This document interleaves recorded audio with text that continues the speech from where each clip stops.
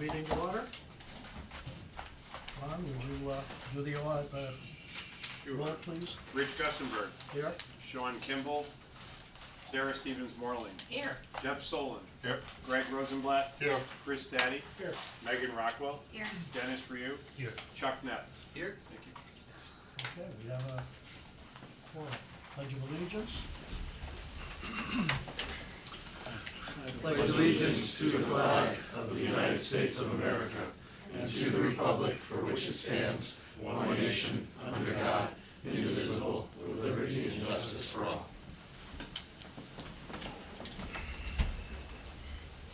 Public correspondence, anything, Sarah? We did have one thing, but I'm having trouble logging into my email to find it. I apologize. Want to come back to you? Yeah, could I table me for just a second? Okay, all those in favor. Just a few quick announcements. There is things going on behind the scenes. Vince and Zach have been working on all of the schedules for furniture installation. Vince has been working a lot with the teachers on packing up their stuff and getting it ready and coordinating it with the buildings as to how we, when we can move stuff in. And also scheduling and organizing a lot of the tech, such as the smart boards. On June 2nd, Laurel has arranged for the Energy Commission to do a tour. They would like to see the two buildings and get a feel for the energy process. So that's happening on the 2nd of June. And I think those are all the things that I have.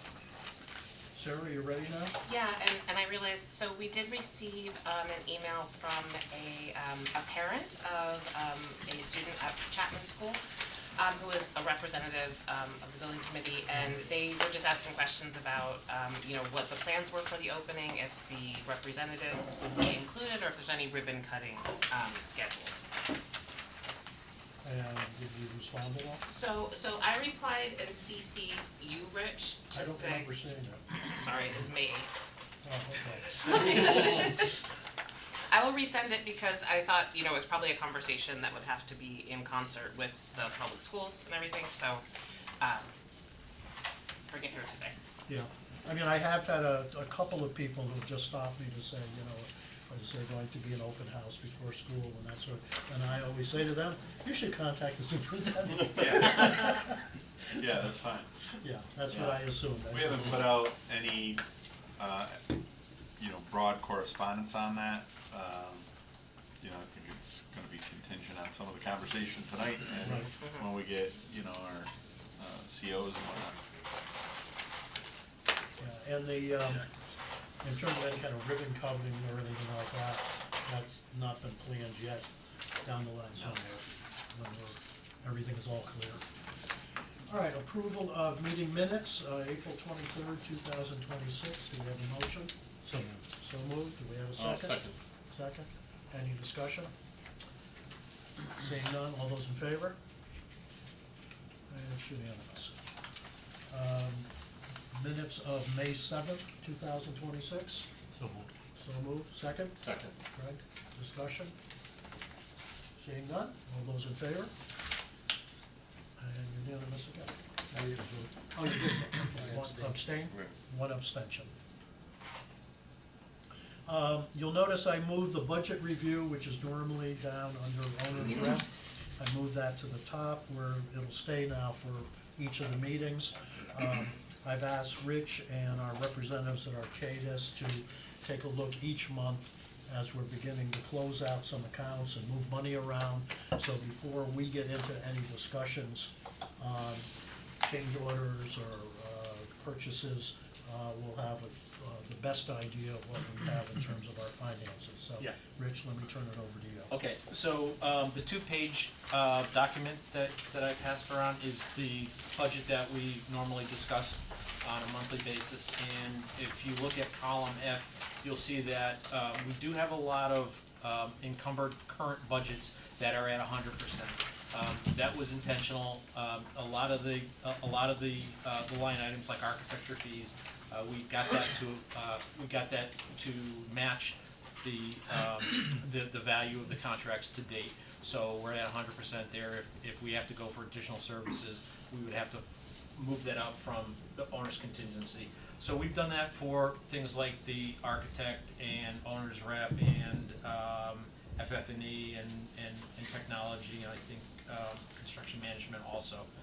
But there are a number of line items, and this is for both the projects, both North End and Norton, that have line items that are under 100%. And doing a review of those, we come to the conclusion that we don't think that we're going to have any more expenditures on those line items. And so we started to take a look at what we can then move down to the owner's contingency. So there is another document that looks similar to the budget, and it is kind of truncated. But what Emily has done is she's moved to the top of that document some recommendations for what we felt we could move down to contingency. So, for instance, on the North End project, owner's oversight category, environmental consultant, we had $75,000 there. We don't need that $75,000, so we recommend that gets dropped down. And you can see some of the other things that we are also looking at dropping down. A lot of them are in town services. So for the North End project, we have we're recommending $562,791.77 move down to the owner's contingency. If you flip the page and take a look at the Norton, you'll see that similarly we have the same line items, and we are recommending that we move $554,094.91 down to owner's contingency. And then if you take a look at the other document, the last document I sent around, this is something that I've started reporting on in the last few months. We have the owner's contingency amount that, what I should do, I should back up also. I know that at the last meeting we talked about consolidating the owner's contingency and the bid savings contingency into one line item, so we've done that. So you'll see that the bid savings is 0, but the amount really hasn't changed because we've just pushed that all up into the owner's contingency. So that's the amount that we're reporting currently this month. But with the document, the second document that we passed around with the recommendations, we're also looking to add respectively the 562 and the 554 to the projects. Below that, we're also tracking some holds that we know that we're going to have. So PCOs that were approved last month that haven't hit the change order yet, so they haven't come out of the owner's contingency, as well as some that are going to be presented tonight are the next line item. So for Barnum, it's $14,000 that we're going to pull out of owner's contingency. Hasn't happened yet, so that we're just carrying it here to report it and put a hold on it. And for Norton, it's around $8,000. We also have some increases to purchase orders and some new purchase orders that we'll talk about tonight, and that's the line items that is below that increased FF&E budget. So that's not in the budget that you see today. That's something that we will make adjustments next month after we've discussed it here and it gets approved. And then below that line item, you've got the GMP contingency that we take off of O&G's monthly reports. And you'll see that for Barnum, there's a total available amount of a little over $13 million, and for Norton, $6 million. Comments or questions? I have a question. Yeah. So I understand that we moved the bid savings over, but shouldn't that still have the paper trail on that? Because it's like a deduct to the budget you had there, right? So at the meeting in March, the last meeting, there was a line item of budget adjustments, and it had that amount for the bid savings in there. Right. And then in February, we expended money from the bid savings on the change order. Correct. So that should show up like on here first. It's not showing, it's showing coming out of the owner's contingency. Yeah, if you take a look at, yes, if you take a look at the back page of those budgets, Chuck, you'll see that Emily does track the movement of the funds. And I think that was for the Norton project, wasn't it? It's the same for either one, because they're both $0. Yeah. But in general, like, we had a line item for, budget or bid savings that just went away, but there's no trail of it going from bid savings line, like in the accounting, to owner's contingency, if you look at the Yeah. document. We can add to that. Emily and I had a discussion this morning about what is being tracked, and if it's between lines, it's not tracked here on the owner's contingency, because this is just the owner contingency log that we're moving either into or out of. But, you know, yes, the fact that we are consolidating the bid savings into the owner's contingency, that we would make note of that. So just as we're making a motion here, what you're saying is we should be making a motion to take the money from the line item called bid savings and put it into. Yeah, I guess if it's a line item on here, it doesn't seem like it's any different than if we took that money and put it into FF&E, because we're Right. taking it from one spot and putting it in Yeah, a so different pot. even though we know it's the same account, but Yeah. it has been listed separately, we probably should make a motion to do that. But looking at this and looking at the March one, it just disappears and all goes into owner's contingency without any sort of trail of, hey, we moved it there. Okay. Yeah, I agree. I think there should be a paper trail, and we'll pick that up.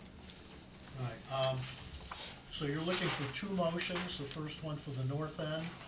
The Ngsbc authorizes to transfer a total of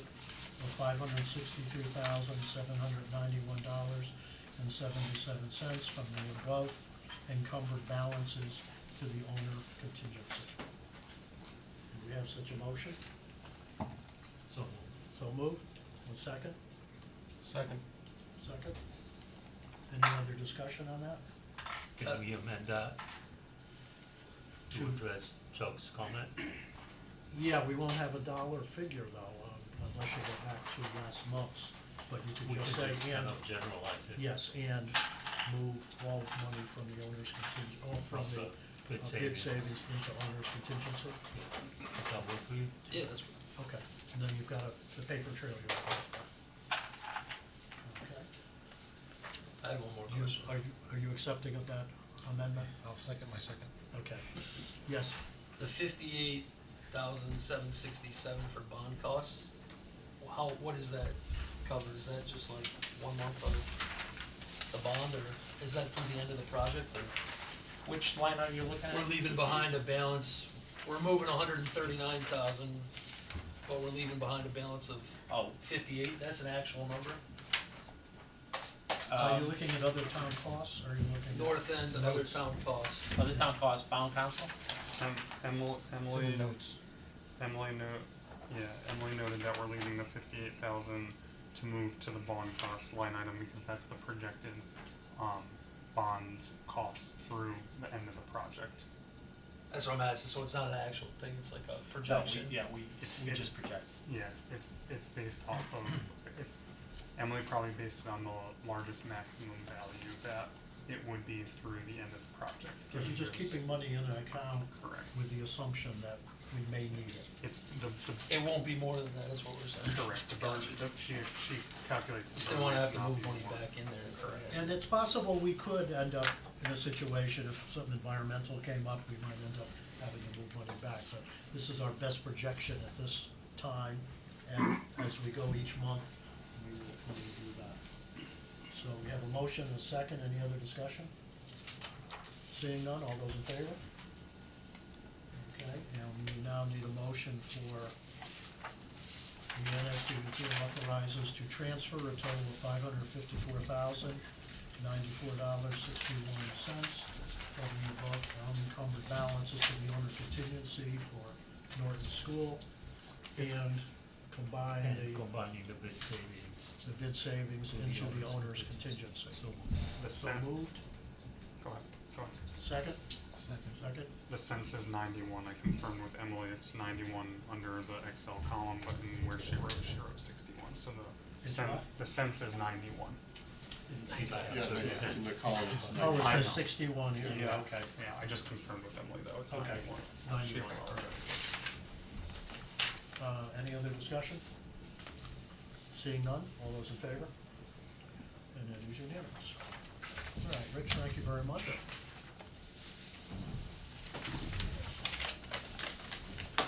Okay, next on the agenda, CM at risk.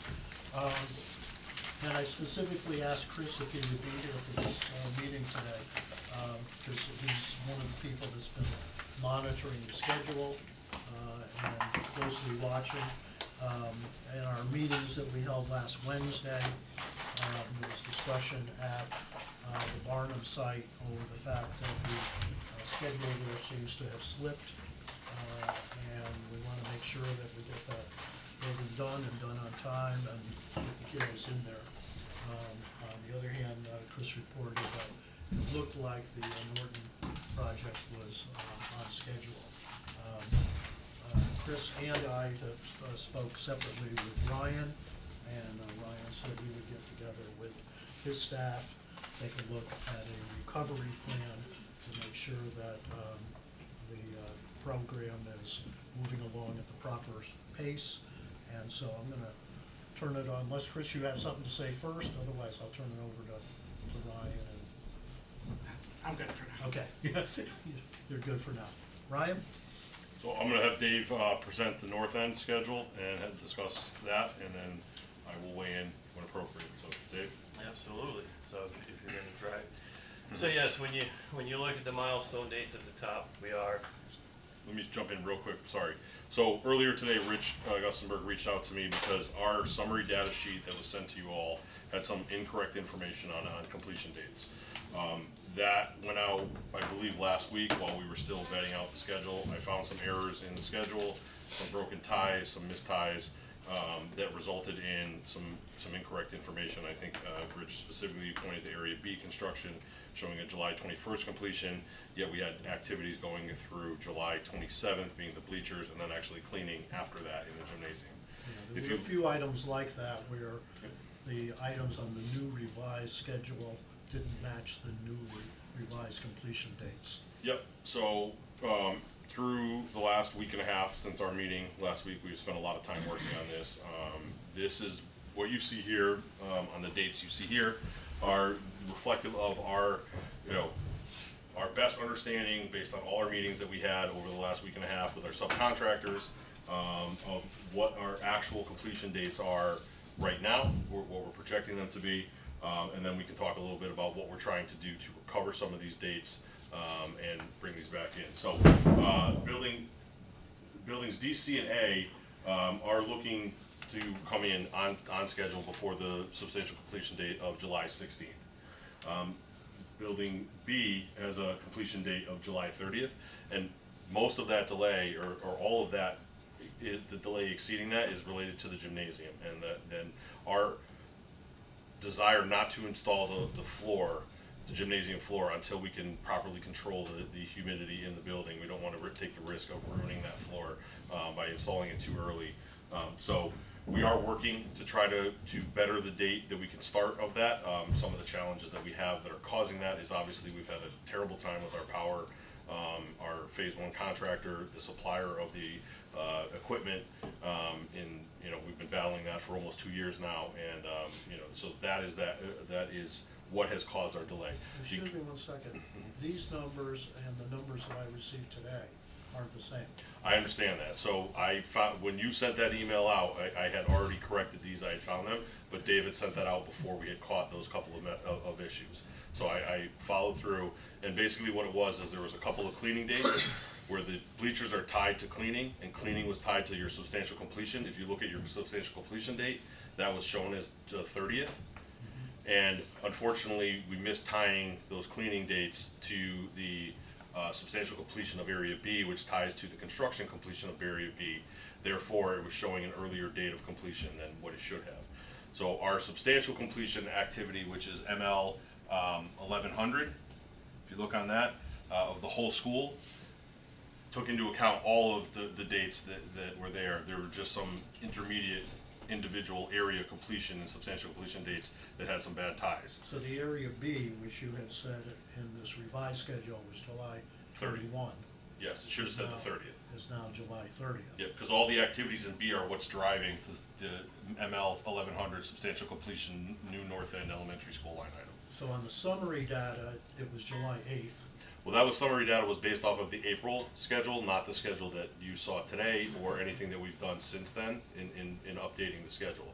And that is obviously, you know, we found quite a few issues, and then we had quite a few dates that got updated between when we sent out the April schedule, the end of April schedule, and the schedule that we ran as a data date on Tuesday of this week, the 26th of May.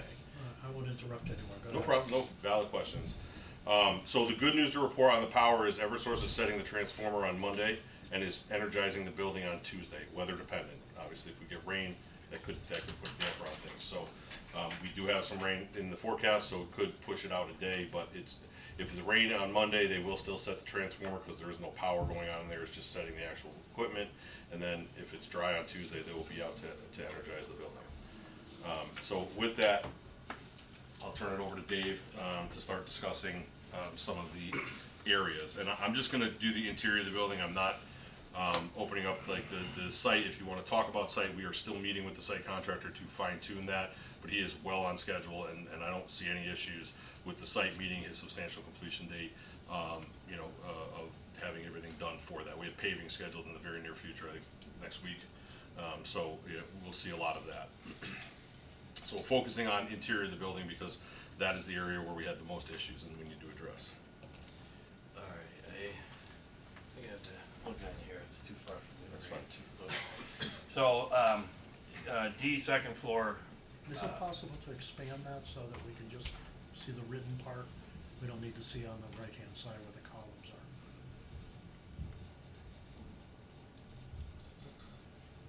About as big as I can make it.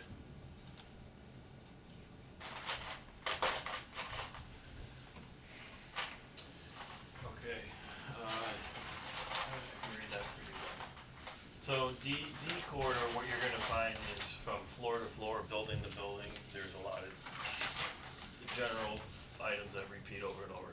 Lighting, so, the lighting in D building, the first and second floor is done except for, 4 fixtures where the skylights are.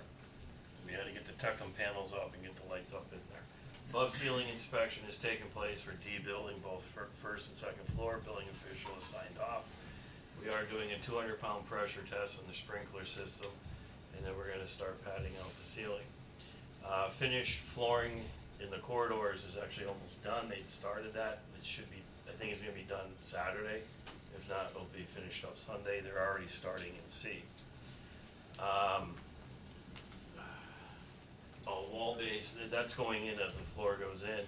Finished paint is going to start up very shortly. Once the power's on in the building and the lights are up and running, the painter's gonna start. The finished ceilings, again, we have the building inspection done above ceiling. And then the interior signage, we're working through the final submittals and samples. We expect to have that released in probably in the next few days. And then the signs will be here come early July. So you're gonna find that kind of, that scheme, that theme right there is gonna carry throughout all the corridors in the building. And then moving to the classrooms, again. Hold on, let's just jump back and talk about Sure. wall coverings and wall protection. So these are, you'll see a theme, like Dave was saying, these are items that are still in review with the design team. There's been a lot of meetings, a lot of coordination with the design team, O&G, as well as the vendor producing these custom graphics, and then we need the final decision on the custom graphics to be able to have the final decision on the corridor, acoustical wall, or wall protection. So one of the things I want to point out here is we have right now scheduled final cleaning to occur after those activities. If we find that those continue, because those are a longer lead item, they're 4 to 6 weeks to get. So if those start to push out because we don't get approval or the lead time takes, those are an aesthetic thing that will not stop us from getting, you know, your TCO ability to possess the building, I mean, to occupy the building. So if that is the case, what we will do is we will move the final cleaning ahead of that activity with the understanding that those contractors will be responsible for any additional final cleaning costs that has to happen after they come back and install that. We fully expect that those to be available and installed before the end of July. Right now, we're projecting on our best information from what we're getting from the contractors without any further slippage, and based on our conversations with the design team, getting the, I forget what they're called, but the strike-offs of basically the samples. Once they have those are provided and approved, they can finalize and release for production. So, thank you, Ryan, thank you for capturing that. Moving forward into the classroom, again, you're gonna find from classroom to classroom, building to building, it's all down to the same thing. There is wall protection panels going up in the classrooms. They are approved, that they are going to be here, I think next week or 2 weeks. They are a different color scheme and pattern. They're not custom. They're not custom, thank you. I was struggling there, thank you. So those are gonna go up in the next couple weeks and be done middle to the end of June. Again, above ceiling inspection is done, we're gonna start installing ceiling tiles. Finished paint will start up next week when the lights come on. So I've highlighted this line item here as the installed door hardware as basically the last necessary item before we final clean.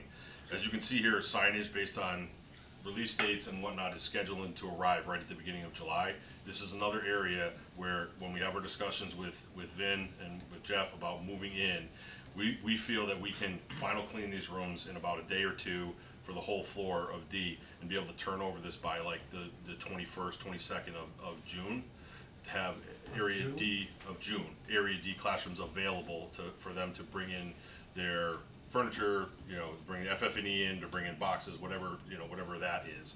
With the signage that has to be mounted on the doors outside, we will put temporary signs up so that everyone knows what all those rooms are, and when the signage comes in, we will go back and install them. So I just want to say, while this is showing obviously July 8th on the final cleaning completion, that really can move up several weeks, just shifting, with the understanding that signage is going to go in afterwards. So we don't do that until we know we should do that, and again, we're probably at that point now where we can make that call, and we've already started our discussion with the final cleaning. So you'll see in all the instances, I haven't changed that in the schedule yet, because I wanted to show that, and then we can adjust that to show when we'll be able to do move-ins. So move-ins are gonna happen earlier than what your substantial completion dates are showing, even on the latest report, or what I showed you in the milestone dates, right? Because there are gonna be activities that will still be outstanding, but in my opinion, those areas will be substantially complete for you to have the ability to move FF&E and any teacher supplies that need to be moved in. We getting a TCO for those? We don't need a TCO for that. We only need a TCO to occupy the building. We don't need a TCO to bring in FF&E or to move in furniture. Double check on that. I will, but we've had discussions with the fire marshal. Those are all considered construction activities. The teachers can't occupy the building. The students couldn't occupy the building.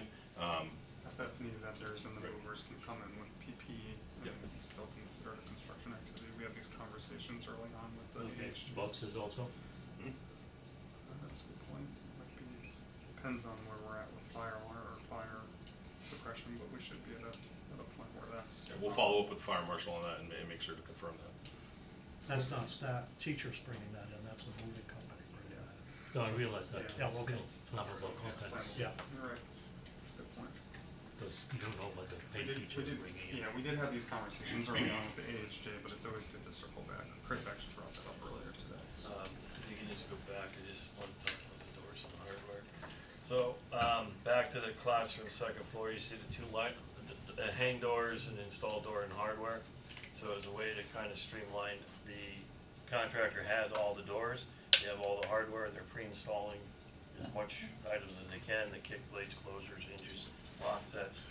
So when the doors do show up, and they're gonna be here the week of the 8th. Sorry for the hesitation, I think, yeah, the week of the 8th. And they're gonna bring in the crews they need and just go around and hang all the doors. And minimal on-site hardware installation. So So we kept the 10 days in here because we want to see how that actually goes when they come in for the first area. Being that both floors of D and both floors of C are basically exactly the same in amount of doors and what you're going to swing. So if through D2, when they complete D2, if they knock that out in a week like we think they will, or less, we'll adjust the schedule then and be able to better reflect that throughout the rest of the building so that we can have a better update on. Right now we're carrying 10 days to do doors and hardware. If we can, because they're pre-installing, that should drop down to about 5 days. So that's, That would move up your, you were saying. Move up the final cleaning and cleaners everything and- would move up that 5 years as well. Yes. Yeah, but I don't wanna make that call yet, because if it takes them 8 days, I don't wanna say it's gonna take 5 and then give bad information to Vinnie and Jeff, so that they can know, and Arcadis, so we need the first area of D to go and see how fast that moves through, because we'll know that basically every other area is the same or less going forward. Is the final cleaning of D like independent of the final cleaning of the other 4 areas? Then, Yeah. right? Yeah. How's that like blocked off, I guess? Like if the doors. We lock the doors Yeah. once the final clean, we lock the doors. Just, so the final cleaning is just on the inside of the rooms, it's not like corridors? It is on the corridors, yep, it's gonna be on the corridors, and again, that's something where we won't be able to block it off, because we may have other work to go in there and also, but we'll note it as final clean. But when we release the final cleaning, people will be done with all their work in there, with the exception of potentially the wall coverings and the decorative murals. All your materials and everything are out, all the tools are out. Yeah, before we final clean, all that stuff has to be done. Usually those in corridors come last, and sometimes we start in area C before we even do the area D corridor, just to allow for movers or other people they're gonna come in and they're gonna track dirt, so it'll be good if we can. And they're gonna come with a large crew, they'll knock out a corridor in a day, so. Alright. okay, moving forward, I'm gonna skip over the bathrooms just Yeah, because it's- they're almost complete and they're all tied to they'll be completion with the classrooms. We're basically doing all the same dates tied to that. So now we move down to first floor corridor, D building, it's the same line items, finished flooring is gonna be going in a week or so. They do have 2 crews coming in, there's a crew working the second floor, D and C, and a crew's gonna be working the first floor, D and C. And they're gonna kinda just go around the whole building, one on the second, one on the first, and just follow each other. So that is one of the efforts we're making to make up some time here to bring back in the schedule. That was how we originally planned it at the start. It didn't work out that way as we were going through. We've gotten to that point where we're able to start working them at staggered. D1 completed or will be complete tomorrow or Saturday at the worst. D2. D1 they're gonna start on Monday, and they're starting on they've already started on area C2, laying out lines. So by Monday, Saturday or Monday, they will jump full force into that, and we'll have 2 crews working, one on C2, one on D1, and continue through that way. Justin, are you doing punch list, doing those periods? Yes. You have a regular schedule? Yeah, I mean, it's been a recurring discussion in our project meetings, like when they need us in these areas. But, I mean, the punch list is a multi-day punch list, so to be able to partition it according to this, yeah. To answer the question another way, nobody's taking a 2-week vacation here in the next month or so. So we'll make sure that we accommodate it. And generally, we try to final clean before we punch list. Yeah. And then anything that is resulting, a punch list is resulting, the contractor responsible is responsible for cleanup, and if they don't, then we bring the final cleaners in and backtrack them.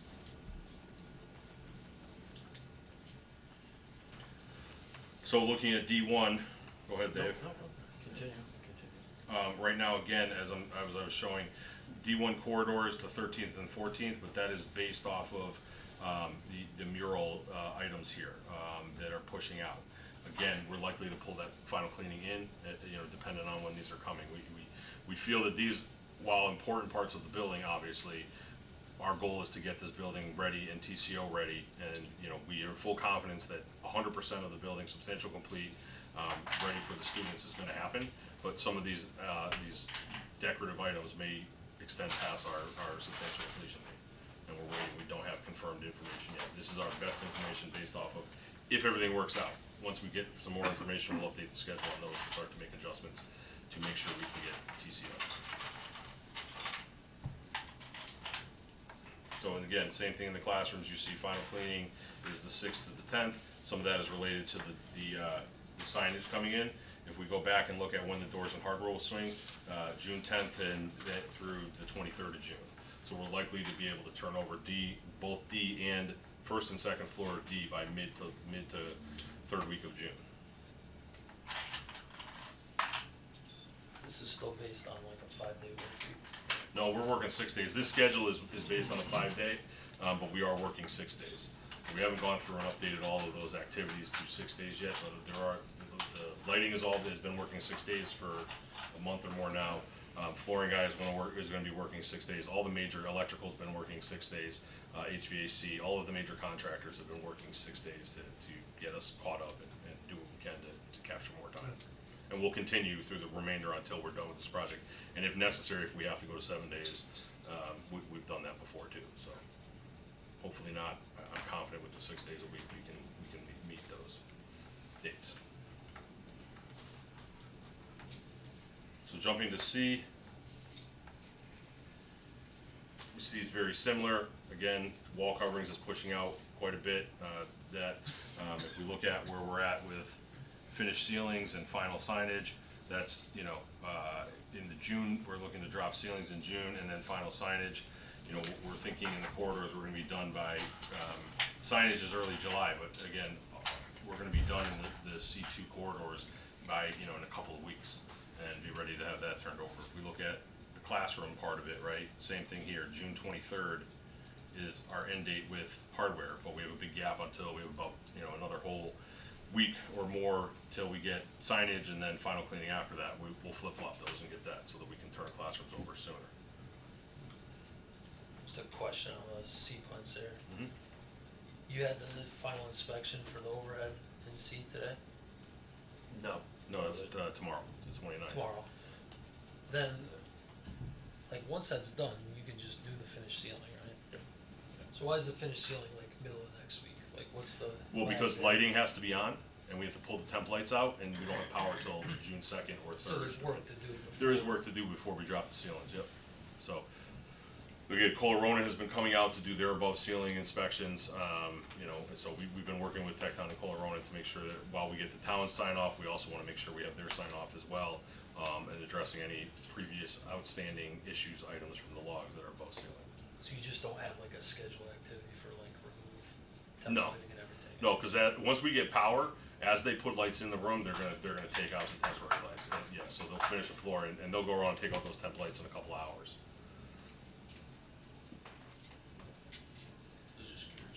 Yeah, no, if you got other questions. So C1 is very similar to that, probably a little bit of a difference. We're looking at, again, overhead inspections have been completed. The lighting in C1 is wrapping up end of next week. So you'll see that will, again, we have all of our activities following that. And again, when we look at install wall base, we're talking June 19th being finished in C1 corridor, and with the exception of the murals, signage, and wall protection.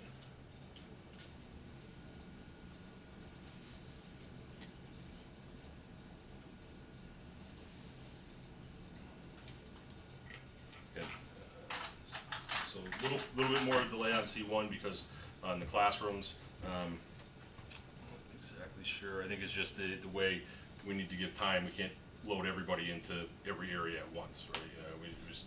They'll follow D1, D2, D1, C1, C2, D1 will follow with the hanging of the doors.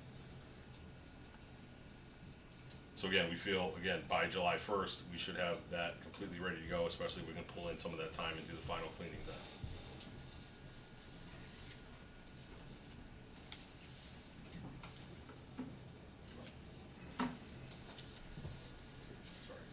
Slow. All right, Dave, you want to get into area B? This is probably the last area Well, we always thought A would be the last area. This is gonna be tracking towards the last area because of a couple of spaces. Go ahead. Alright, so now, you know, that closes up building C and D, all the classrooms for the older kids. Now we're into B building. B is the gym, the cafeteria, the art and music rooms. Second floor corridor again. Yeah, following with the theme that Ryan started, we're looking to have the flooring in. I can't even read that from here. I'm sorry. This is finished flooring. Yeah, in the next middle to the end of June. We're gonna have 2 floors running, C and D, B, first, second floors just over each other. There is a fair amount of the wall covering, the wall protection that goes along this corridor. That'll be showing, the goal is to have that, and we're pushing to have that come early July, and it'll go up pretty quick. So you can see there's about a 2-week gap between when we have signage installed and when this wall protection is coming. So realistically, we're looking at second floor B corridors being done beginning of July, with the wall protection as an outstanding item. So we'll move the final cleaning in earlier into that area, so we can get that done ahead and be able to turn those over. And in the classrooms, there's been a significant amount of progress made in there. All the flooring is in, casework is in, plumbing is done. Lighting, they'll be starting up in a couple of weeks, I think next week. And then when the lights come on, the finished painting and all the way down, you know, early July, ready to turn, you know, the classrooms over. Have we received all of the millwork for all the classrooms at this point? I wanna say yes, I wanna stop at 98% of saying yes. I know that was an We're missing 2. We got a big delivery of all the remaining cabinets, cubbies, things of that nature for the classrooms. We're missing 2 sets of columns or is it columns and beams or just beams? I think it is just beams. I think it is Two just preschool beams. classrooms? Pardon me? For the preschool Yes, classrooms? yes. And then there's miscellaneous millwork. We've got the millwork for the social seating in the media center. That is all scheduled to come. Originally they were the 15th with all of it. Now they've bettered that date back to the 9th with a couple of items out. They're gonna have the what do we call them? The light bulb sinks. Yeah. So about half of the light bulb sinks will come on the 9th. The remainder will come on the 15th of June. And that'll be the final shipment. We'll have everything at that point from them, with the exception of any things that need to be corrected. There's a couple of doors that have been identified as out of tolerance, so those will probably have to get replaced. Won't stop us from being able to, you know, get the rooms clean, turn them over, but it'll be a punch list item that they'll have to work on and get those replaced. So, you know, the casework, the wall mounted stuff, yes, it's near 100%. The remaining items that you mentioned. Bathrooms, I mean, they're, yeah, we're gonna pass over those. So now we're down to the first floor B corridor. It's the same thing, the flooring is the driver, there's a second crew working. We're looking at the end of July, or end of June, and, you know, have the space ready to turn over. The casework that he just highlighted is coming on next, the next delivery, the 8th, which you're moving up. Now, that casework will be here and installed before the middle of June. And then at that point, the corridor is done with exception to the signage and the wall protection panels. Again, we're showing an extension past our substantial completion date, but we fully expect to be able to pull some of this time back in. And you know, if the final cleaning goes ahead of what we just talked about, the wall coverings and the signage, you'll see that this area will now end just about right on the substantial completion date. All right, the kitchen and servery area. All the equipment from the kitchen equipment supplier is here. The servery is coming next week.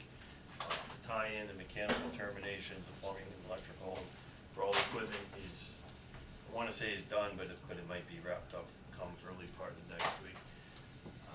Again, the doors, they're going to come with the delivery June 8th. And then final cleaning and sanitation, we're looking at the end of June, getting ready for health inspection. How come the overhead is different on this one for the inspection? We're not ready for it. No, but like you're installing the lighting before the overhead? But lighting has to be installed for overhead, so to show that all So the it's different wiring. than like the rest of the, Right, we're progressing through the building, and so the dates will change as we get farther in through the building. So DNC, we're more ready, we're available for us to do the overhead punch. They had the lights set, not turned on, but they had them in and tied in. They're moving into these areas to do lighting. so it doesn't have to be inspected before you put the lights in, I guess? No. Ideally, you all have all your lights in before you do it. Ideally, you're literally ready to just drop pads when you do that, but working with the building officials and because of some schedule challenges, they've been very accommodating and working with us, and, so doing some inspections, we're maybe a little bit more earlier than we normally do. Still in compliance, no issues with that, but. And then that brings us to the cafeteria where the kids will eat. The millwork on the platform, third item down, that has started. I expect that to be wrapped up sometime next week. Lighting, there is a certain amount of coordination matters to work through. That is behind us. That will be starting up in a couple weeks to get those lights up. Final painting is done. Doors and hardware coming in the middle of June, second week of June.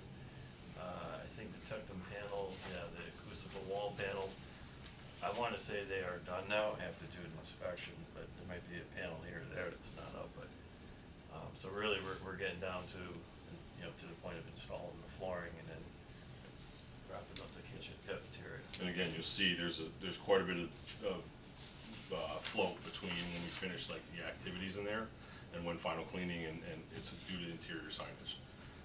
So that's another area where we'll jump ahead with the final cleaning, and then when the signage comes in, any mess they have, they'll clean it.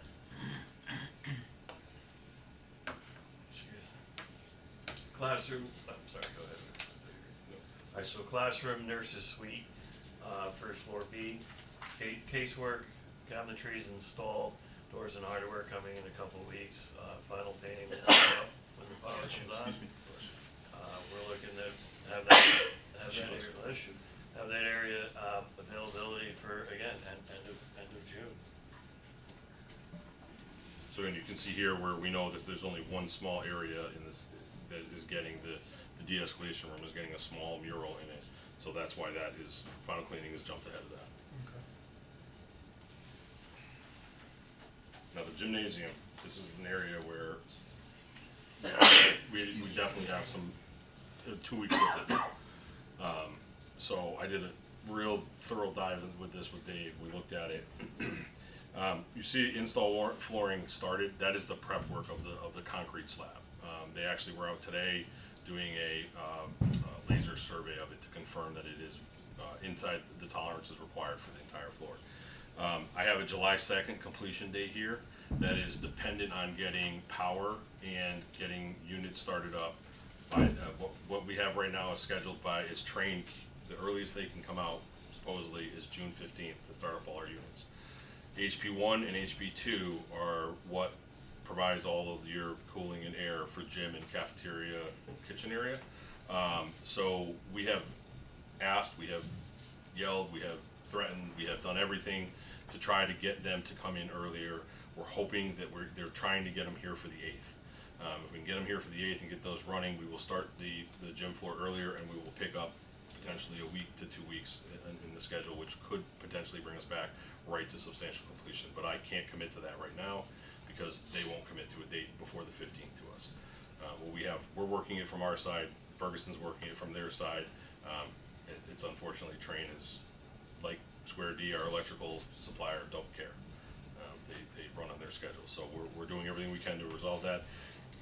And one of the things we're doing in the meantime, where if we can't get in there, is looking at what other activities can we jump ahead with and get done beforehand. As you can see, after the wood flooring, you have a lot of items that have to go up on the walls.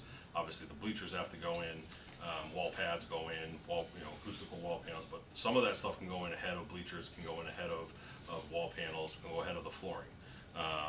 Same thing with the platform, right? So the big thing that pushes us out is, again, gym floor June 2nd. The platform trim, the The wood flooring at the platform takes us from June 6th out to June 17th. So if we can move a week or two gym floor earlier, we can move that platform floor earlier, and we're also asking them, can they bring a second crew in to work the platform floor at the same time as the gym floor? So they are looking to see if they can get enough manpower to do both. Does the flooring go under the bleachers? Yes. So you can't put the bleachers in before the floor. It's open to the cafeteria, so how are we able to do the cafeteria platform floor? Does it change type? We haven't done they're, It was earlier. The cafeteria floor is a different material. Yeah. We're talking about the wood floor on the platform between the cafeteria and the gym. Like the stage kind of Go thing? to the platform and cafeteria, I thought that was earlier, right? that's not a flooring, that is the, Amazing. around the opening, it's a millwork, and we're using dehumidification units in there right now to maintain our humidity. Gotcha. The problem is that that's a tiny amount of wood to be able to, protect. Those two floors are a massive amount of wood, and we definitely don't wanna take a risk on ruining those. Because if we do, it's 3 months to get Case more for of that. installation, it's not as Yeah. sensitive. Alright, so I see an opportunity here where we can better the schedule in this area. This is our worst case area. If everything goes as planned and we can get them here a little early, I definitely see us pulling this in, and, but right now I'm projecting out the 30th to have this gym completed. Brian, can I just ask, what is the threshold between like a temporary CO and a CO? Like when, because I'm trying to figure that out. So a TCO gives you the same everything as a CO, but it's for a period of time. It's usually the 30 or 60 days they'll give you a TCO, and then you have to correct anything that was outstanding in that 30 days to get your full CO.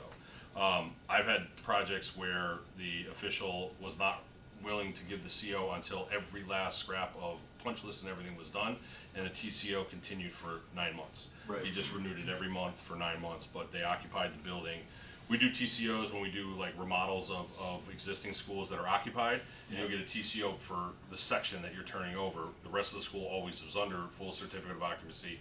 That TCO stands until you get every section done, and then he gives you a CO for the entire building. So like the last project I did was 6 phases. So every phase I got a TCO, and he would renew it the building official gave it to me for 60 days, and every 60 days he would renew it until we got to the point where all 6 of the phases were 100% complete, and he was comfortable to give the CO for the whole project. So our intention is to have the CO before school starts, before teachers move in. Sure, the CO. What's your, if you were to give an early, like your best case scenario where we could get employees in the door? So I don't, this was a question I had for you. We are looking at it with students coming in the 8th, teachers are on site actively working, like normal work schedule a week before is my understanding. And then I would imagine your office staff is at least a week before that. That gets us back to the 21st of August is the Friday before that, 3 weeks before school starts. So again, our intention is to get the TCO as soon as possible. I'm gonna talk about some challenges that we're gonna have that are unfortunately outside of our control. And it's directly related to your network switches, which you guys are providing, or the school district is providing, and are right now scheduled to not come in until the 17th of July. My integration contractor, communications contractor, needs about 2 weeks or so of integration and programming of after those network switches are installed, before you can have a fully running fire alarm system, elevator. You won't be able to call out on any, for the elevator, the fire alarm system won't call out any of those things until after those 2 weeks. So unless those switches can come in early, we likely will not be able to even go for a TCO until like the first week of August.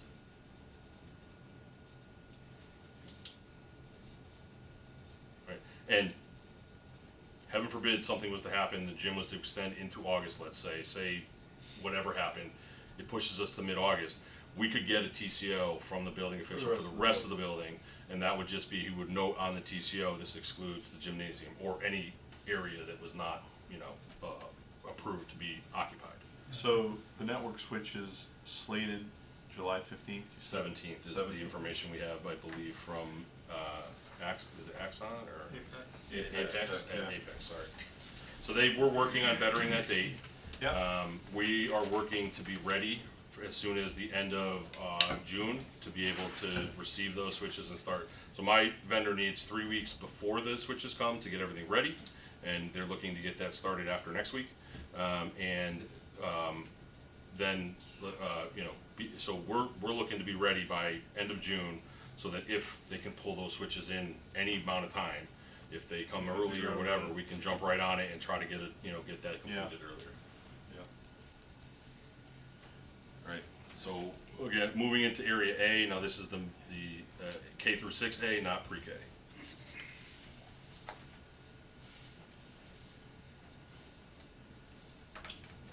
David.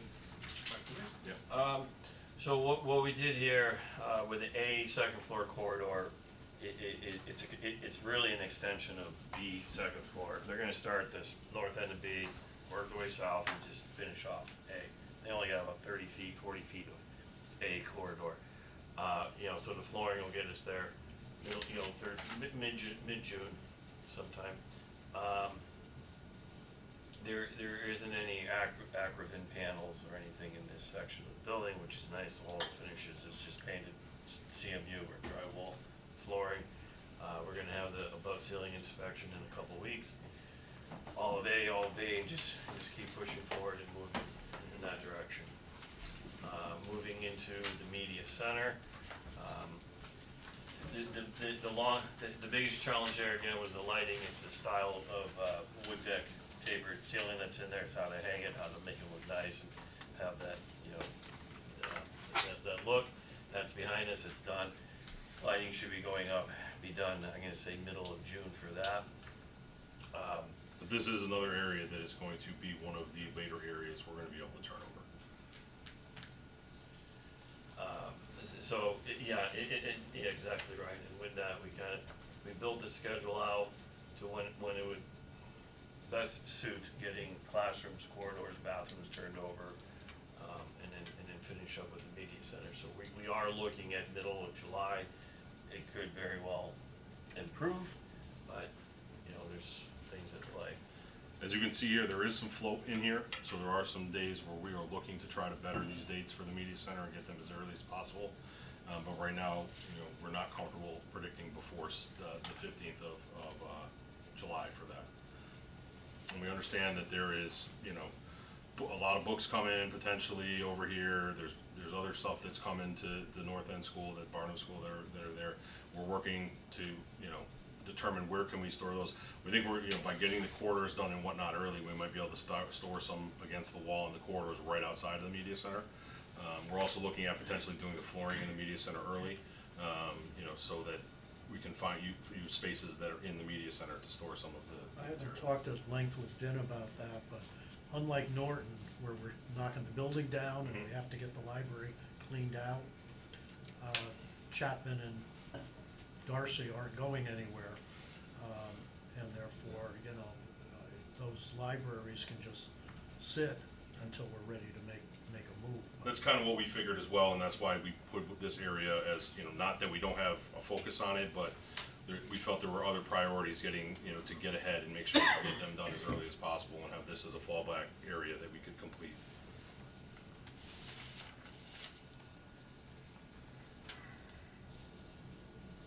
So we got bathrooms on area A, second floor is 2 single bathrooms. One of them is almost completely done. The other one is still in the roughing phase, but there was a challenge above the ceiling that they're resolving.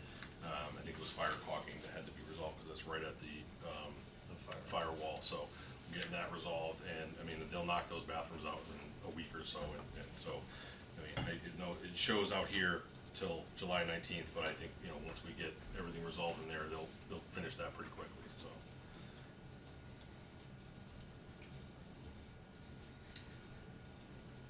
Go ahead. All right, now we're down to first floor. Again, corridors. It's Pete and repeat, rinse and wash, whatever you are. Flooring is going to be falling underneath. Upstairs, start the south end of B, work towards the kindergarten wing. Painting, lighting, drop to ceiling tiles in, ceiling inspection, all that good stuff. So yeah, we're looking at Yeah, middle to the, well, yeah, this says end of June, early July. This is what we're showing. As always, we're looking for ways to improve it, and there probably will be. So there's about a 10-day float between this activity and the flooring. The flooring guy is also trying to increase his manpower, and as he finishes areas or as he can increase the manpower, we may be able to better start that flooring earlier. So there is potential 10 days to pick up there, and again, he has 10 days to complete that floor. He may not need all 10 days to complete that floor depending on the manpower. Because you gotta remember, it is like a T, right? You've got one section running to pre-K and one section running out to the front doors. So he could, literally, they establish that line where they can work from that and make sure everything is lined up and laid out. Then they can move forward with 2 crews in that area, and that would cut it down to 5 days. And then K through 6 administration offices. The offices and principal's office, conference room, vice principal, that's done, flooring's in, grid's ready to go, lights are going in a couple weeks. The front office where the receptionist, thank you, said, that is a little behind. There were changes with security access controls and locations.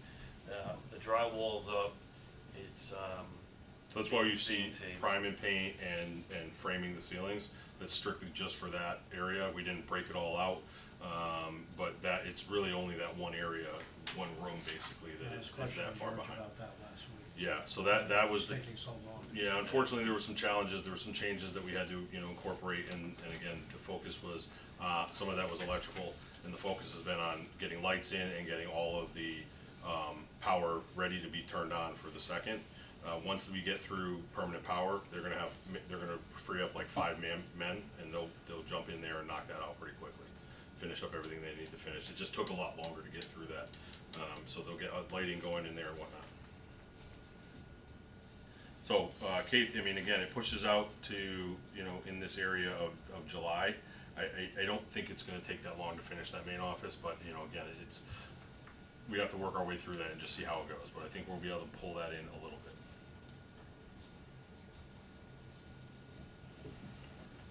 The first floor media center, again, I'm not gonna go through the whole thing, because it's basically everything I told you about the second floor, it's the same for the first floor.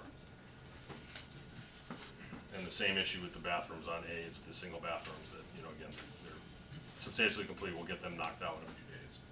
So into the pre-K wing.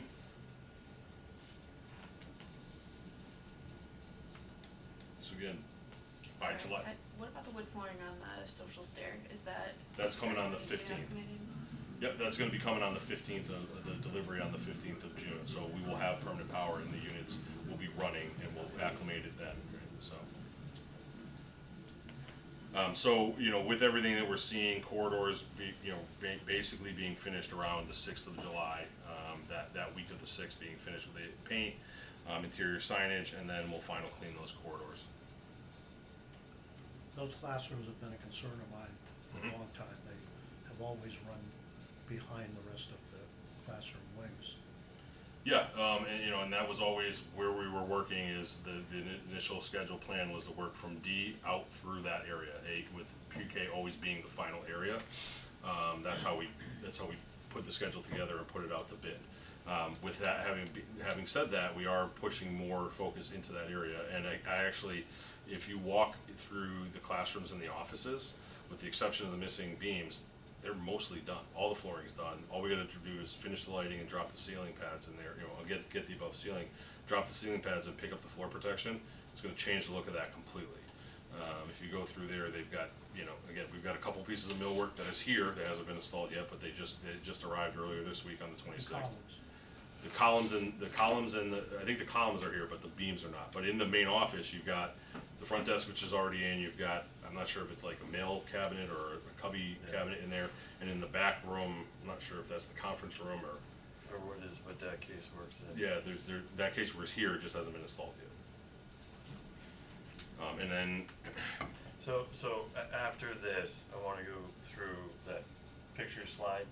I updated it today. We can just look at the condition of hallways, classrooms, and get a flavor for And again, same thing with the classrooms. I mean, signage coming on July 1st, July 2nd, but we feel like we're going to be finished by really June 24th is when we're going to be finishing up doing the visual display surfaces in there that we have to do, you know, to get that. So again, final cleaning can move up ahead of the signage, get that wrapped up, and do the signage, you know, if necessary to, you know, get those areas opened and ready for turnover to Jeff and Ben. And the pre-K bathrooms are just basically tied to the classrooms. They're all going at the same. We'll be finished with those by the first, you know, by before the 4th of July weekend is what we're projecting on those. Elevator, you know, pending the completion of the power, we're gonna get them back out here, but we can't finalize or get sign off on the elevator until we have the network switches in and the phone line going out of that. So it could be that we don't have official state sign off on that until early August. Having said that, we do have elevator operator hours where they can run the elevator for us for FF&E moves. If you have to use the elevator to get FF&E, we've got 3 days left in the contract, and then we can always utilize CM contingency if the need's there to pay for additional, if the committee approves it, to pay for additional time. It's what is it, $220 an hour, and you come for either half a day or a full day, basically. So I mean, I think 3 days should be enough time to get the furniture up to the second floor. FF&E usually moves fairly quickly, and especially if we notify them of that, and especially if they, you know, they say we'll do 1 day here, 1 day there, you know, but if we need to, you know, that is an option. So, long story short, at the north end, and it's been obviously a long talk here, but we are confident that, you know, we will have this school open on time for students to occupy. We understand that the teachers and staff need to be in there ahead of the students coming in on the 8th to occupy. I don't see any reason, provided the network switches come in on the 17th or earlier, that we can't get the TCO by early the first week of August. And that is what our goal is. If the network switches come in earlier, then I think we can pull in that TCO date. And once we have the TCO, I mean, that is what will trigger your ability to occupy the building. My intention and what discussions with my team is to have everything wrapped up, and we are in discussions with the building officials to get the full CO before students show up, and so that there are no questions or no concerns from anybody about whether or not the building is fully ready to be able to be occupied, because we intend to get that CO before the summer's out. Okay. And I'll say this out to everybody, that in 17 years and 12 projects, I have never not opened a school on time. Through COVID, through everything, we will get it done, whatever we have to do. And ONG will do whatever it has to do to make that happen. Comments, questions? Thanks, Fran. Can I just ask about the switch situation at Norton as well? Are they on the Same same? thing. Why is that holding things up? Because you need the network switches to tie in the fiber to do all of the call outs. It's basically integrating all our systems into the school's network. So like the phones, IT to do this, fire alarm security, anything technology related, it goes back to the IDF, back to the MDF. And then the switches that the school provides, you know, ties into the network system, and the switches bring it back, or however it does it. So fire alarm, security, elevator, the important stuff, that's not copper pots lines? No. That's It's all all, from the it's network? all over internet now. So, I'd like to, okay, I'll put this. Yep. I just, So we are still discussing with our low voltage to see if there's any workarounds that, you know, again, if there is if we could find a workaround, and there is a cost related to it, we will bring it to you and present it as a CM contingency option. But yeah. alright, I'm gonna unplug, you know, the schedule. Wait. Yeah, I understand, I think Ryan, Victor's with the 3,000 words. update that you just went through, I did hear that there were logistic changes Logistic changes, right? within the schedule, you know, tying things together. and Yeah, things. there is some, yeah. So there were some issues with that. Yep. It sounds like you got, the flooring contractor that's gonna be doubling up, at least in one area, or two areas. No, they're bringing a second crew in so that they can work 2 areas Two at areas. once throughout the Okay. building. The rest So of is that gonna continue on, cause that Yes. does not appear that way within the schedule? Yes, it is gonna continue on, yes. So they're gonna work, they have one crew that's finishing D, it's gonna go to C2. They have a second crew starting on Monday that's gonna go D1 to C1. The crew, when it finishes C2, is gonna go to B2. The crew finishes C1 is gonna go into the cafeteria. Then they're gonna fall back, and it's gonna be, both crews are gonna be attacking B1 corridor, A1 corridor, and the pre-K corridor. And there's small areas like, fallback areas, nurses suite, where if there's downtime for one of the crews or they can't get into an area, there's other places we're gonna send them to work. But they're gonna keep 2 crews here and continue to increase manpower, as much as we can provide them with open areas to go for flooring. How about the other trades? Ferguson has 2 crews working right now. One of those crews is focused mainly on the power. Once that power is up and running, that crew will go on to lights and other electrical items.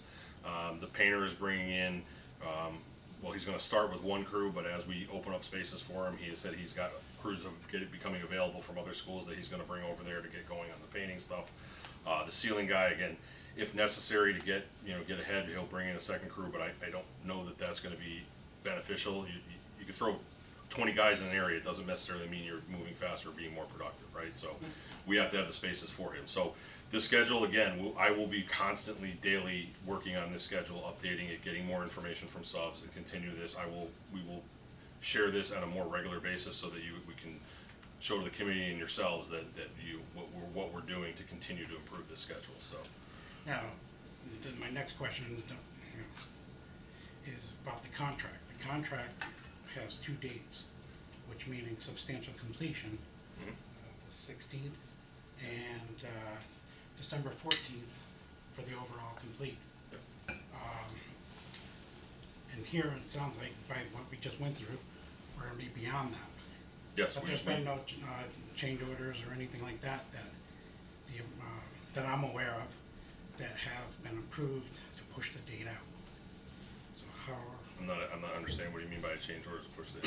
Well, the only way What you type can of move change it- orders? Time extension. Yeah, time extension. Well, That's the only way I'm just that being you can completely have- honest with you with what the information is. We're doing our best to pull it back into the 16th. But, unfortunately, we've had a lot of challenges that we are working our way through and trying to better the schedule. I can't make things appear sooner than they do. And, again, we will do everything we can to recover any time we can, but it's likely that there will be some activities or some spaces that extend past the 16th. The December 14th is based on the heating commissioning. So really, you should almost look at it like 2 separate completion dates, right? You've got. Correct. Well, no, separate from the substantial completion, the total completion dates, right? You've got the demolition of the house and all the site work that has to happen that was always gonna extend past your substantial completion date. That's gonna be a September, early October completion, cause you can't plant Absolutely. during the summer, right? I think the point is. The point is- Marty put a change order together to make the extension of time meet your schedule. So just a time change order? Okay. Was that Is the that what you're? intent? Well, that's what I was asking, because I know of nothing that has been approved as of yet to push out the date by the contract.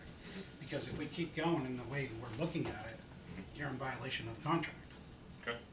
And it's not for me to, say here neither, Chuck and I whether would be approve it or pushing. don't approve it, but that's the committee to say that. But the other date here is project complete, we're beyond that date too. 'Cause in this schedule that I'm looking at, which was the recovery from this afternoon, shows December 29th. So we're even beyond on both dates. I'll have to look at that. I'm not sure why that should be. I'll have to look at that. I don't have a good answer for you on why that. Because literally heating commissioning, it's literally you do the heating commissioning, you get the report, and then you close the project. So I don't know what is pushing that out 30 days. And again, I don't think heating commissioning is going to take more than a week probably. So we're scheduled to start that beginning of.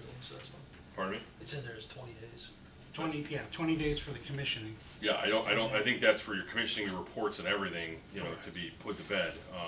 So let me look at that and I can get back to you and explain why that, I don't know why that's pushed out to the 29th. I did not see that in there, so that is my fault for missing that, but I will look into that tomorrow and get back to you with that information.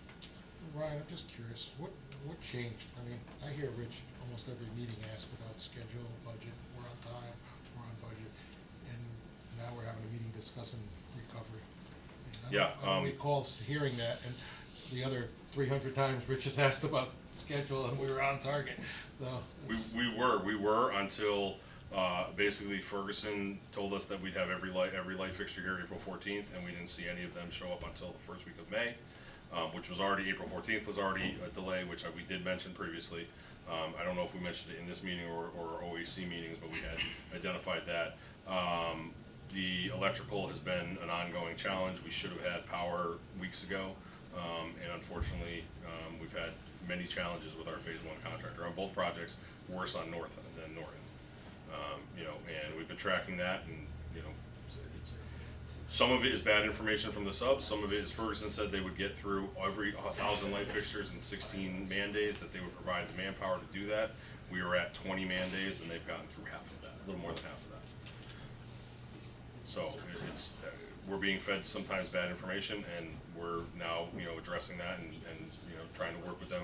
You know, they've been working 10-hour days, they've been working 6 days a week, but they need more manpower here, and they need to be able to focus all their men, you know, on doing that, or the majority, where they have a full crew broken off to get us permanent power. So primarily electricals to hang up. That's our biggest hang up, because yeah, it's impacted a lot. I mean, we should have had ceilings. We should have had ceilings drop. If we had power a month ago, 2 months ago, we'd be finishing this job early. And so power has been our biggest hiccup on both jobs. Both jobs. About the utility company not being able to energize? No, or? it's it's our phase 1 contractor and their vendor Square D. You know, sending in, you know, breakers wrong, lugs wrong, the wrong size, and having to wait weeks to get the right size lugs from them to get them replaced. And the phase 1 contractor that, you know, I'm not sure that, you know, after working with him, he couldn't handle these projects. Right? It's just it's the flat and bull of it, you know. So we've literally handheld him from day 1 throughout this entire project, and we're still where we're at right now, unfortunately. So. Other comments or questions? General question, Yeah. I guess, for Arcadis. So we have, I think this is what you were talking about with the schedule and the change for the time. But we have a GMP to have it substantially complete on whatever it was, July 16th. Yes. Now, if the dates, I'm just throwing it, say it's middle of August, what does that do for our costs, like the town? What are we paying for with that extra time? None of the so for example, you're an electrician that may be taking longer to install lights. We're not paying him that extra time to install absolutely. lights because he was slow. Nope. It's we're paying the insurance and like the Well, bond and everything else. so no, you're not paying that, because our schedule always had 2 months after substantial completion for commissioning and closeout. So you're not incurring any more general conditions from O&G. None of our subs are entitled to additional general conditions above and beyond. So there's no impact to the GMP. It's strictly a time situation here. So where you would see a potential impact is if we couldn't get the school open on time, right? But in having said that, we've had issues where we've had something come up, not this school's, but in past projects where we couldn't get power on, but we through whoever's fault it was, they provided the generator, they paid for the fuel, they did whatever they had to do. We've had a situation where our kitchen failed due to, I can't remember what. But the vendor that failed paid for hot lunches to be brought in every day until they corrected their issue and were able to get the health department to sign off in the kitchen. I mean, I think it was like 6 days, but it's still, the loss of time here will not impact the GMP at all. We had a previous school that didn't get open on time, so we ended up having to bring all those students in on April vacation and run all the buses. So, you know, and there was a situation where the contractor had to pay for the buses. So when you're talking about a change order, it's like a $0 change order that just essentially moves the date on the calendar. There's a time in the contract that says this is when our O&G is going to be substantially complete. They're still on the job. They're still working. They've still got general conditions, so there's not going to be any additional cost for that. This is just to move that July 16th to a date further down the calendar. And when we apply to Justin and Laurel and Allison for our substantial completion letter, we are obligated to put together a list of anything that is outstanding and a dollar value of what that is, whether it be punch list, whether it be like these wall murals, anything like that. And then it's Tecton's determination to say, yes, we're with that list and that money held, we're gonna grant you substantial completion, or no, there is too much work still on that to be considered substantially complete. And that's Tecton's decision to make, and, you know, with their consultants and discussions, I'm sure, with Arcadis. Yeah, I mean, so there's two things. One is getting into the building from a life safety perspective, and that's with your certificate of occupancy. The substantial completion is a contractual mechanism that initiates the start of the warranty period. So that's the certificate that says, on this date, this commences, the project is substantially complete, it commences the warranty period, with the exception of all items that are, following items, usually you reference the punch list. So that would obviously be advantageous for us then to push that date back. Yeah, December 1st, you know. Works for me.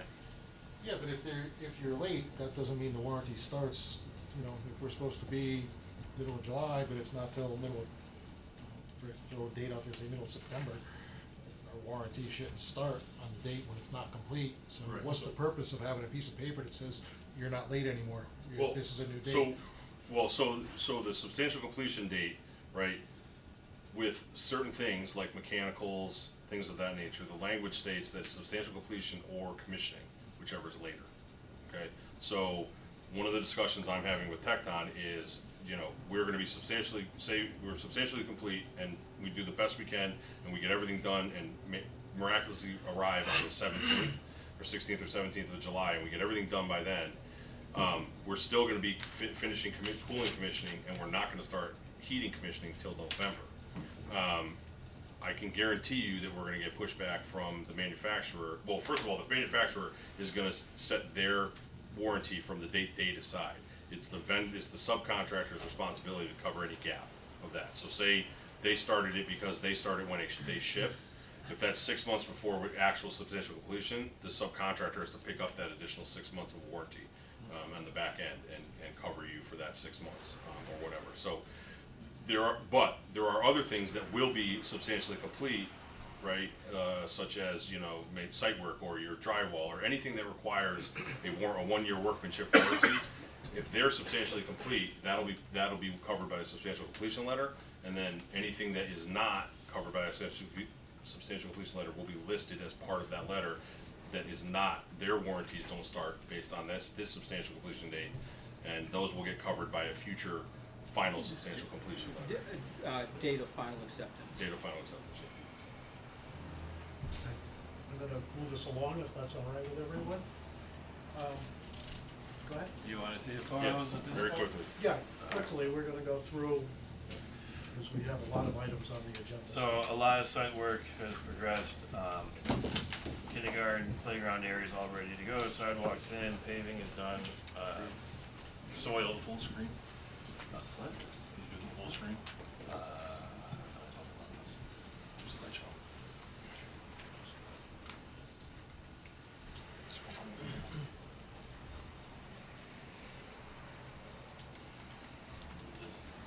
Just click. Alright. This is all topsoil, it's gonna be graded, raked out, and seeded.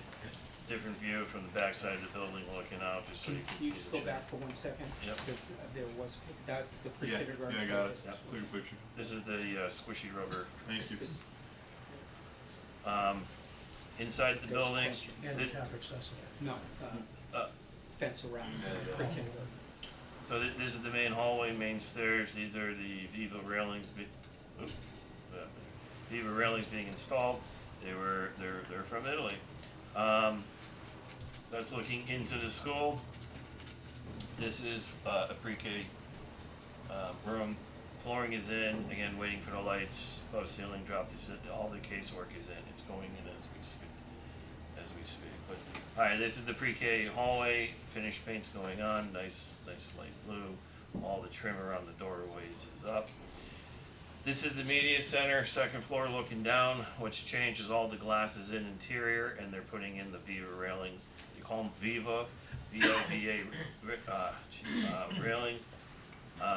Those are going in. Down on the bottom floor, the social seating is framed, ready to go, except waiting for acceptance of the wood trim. This is the lookout tower looking up. It's all done, painted. Why isn't the outside of that done yet? The outside panels is different from the white, it's an ACM, panel, not asbestos, it's, you know, but it has a lot of bends and curves to it. The fabricator is, it's Falling on his face. Yeah, Cherry Hill Glass's subcontractor has fallen down and we are all over them on that, so. That's why you'll see that's not in and a lot of the metal, fascia on the edge of the roofs is not in, and that's the same contractor, so. When Dr. Solon gets back, we'll remind him that the lighting in here is RGBW, which is going to allow us to change the color of the lights in this particular area. So the concept that you can kind of create a different colored beacon in Christmas. Yes. so moving forward into, the B building, this is outside the gym. This is some more of that ACM metal that, Ryan was just mentioning, that still has to be installed. Outside, decorative patio, concrete's going in. Typical room inside, casework's in, flooring is down, just waiting for the lights and pad out the ceilings. Set another room in the, B wing. This is looking down at the cafeteria. What you don't see here are the acoustic, you see these squares here, these are acoustical panels. They're up and they're installed in the back walls. This is looking back where I was just standing, painting is in, railings are in. The wood trim, it's also installed in the bottom, but it's going in around the stage. Typical classroom in C, it's, you know, the lights are in. We expect to have above ceiling inspection next week, and then this will get padded out, wood flooring comes up, protective flooring comes up, and you know, the room's done. Moving into D, this is looking down into the courtyard between the two buildings, looking straight on from the alleyway. One of the first floor rooms, again, lighting is in, you can see a strip here. Above ceiling's done, so we're gonna start padding this out relatively soon. Looking down to the playground area. And I thought I had a hallway, shoot, I thought I had the hallway. What was that? That's the basketball court paved, correct? Yeah, that's the basketball court paved.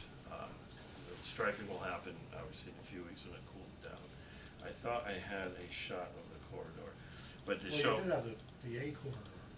Yeah, that was A, but in D, the floor is down, just what it looks like now compared to when you were out there last week. So that's it. I think by your next, there it our is. next meeting, you'll. So this is D corridor, second floor. You see the panels are in, we just gotta get the lights up, floor's going in. I mean, Can you send me a set of those? Absolutely. Facebook. Comments or questions? Okay. Then let's take a quick look at Norton. Okay.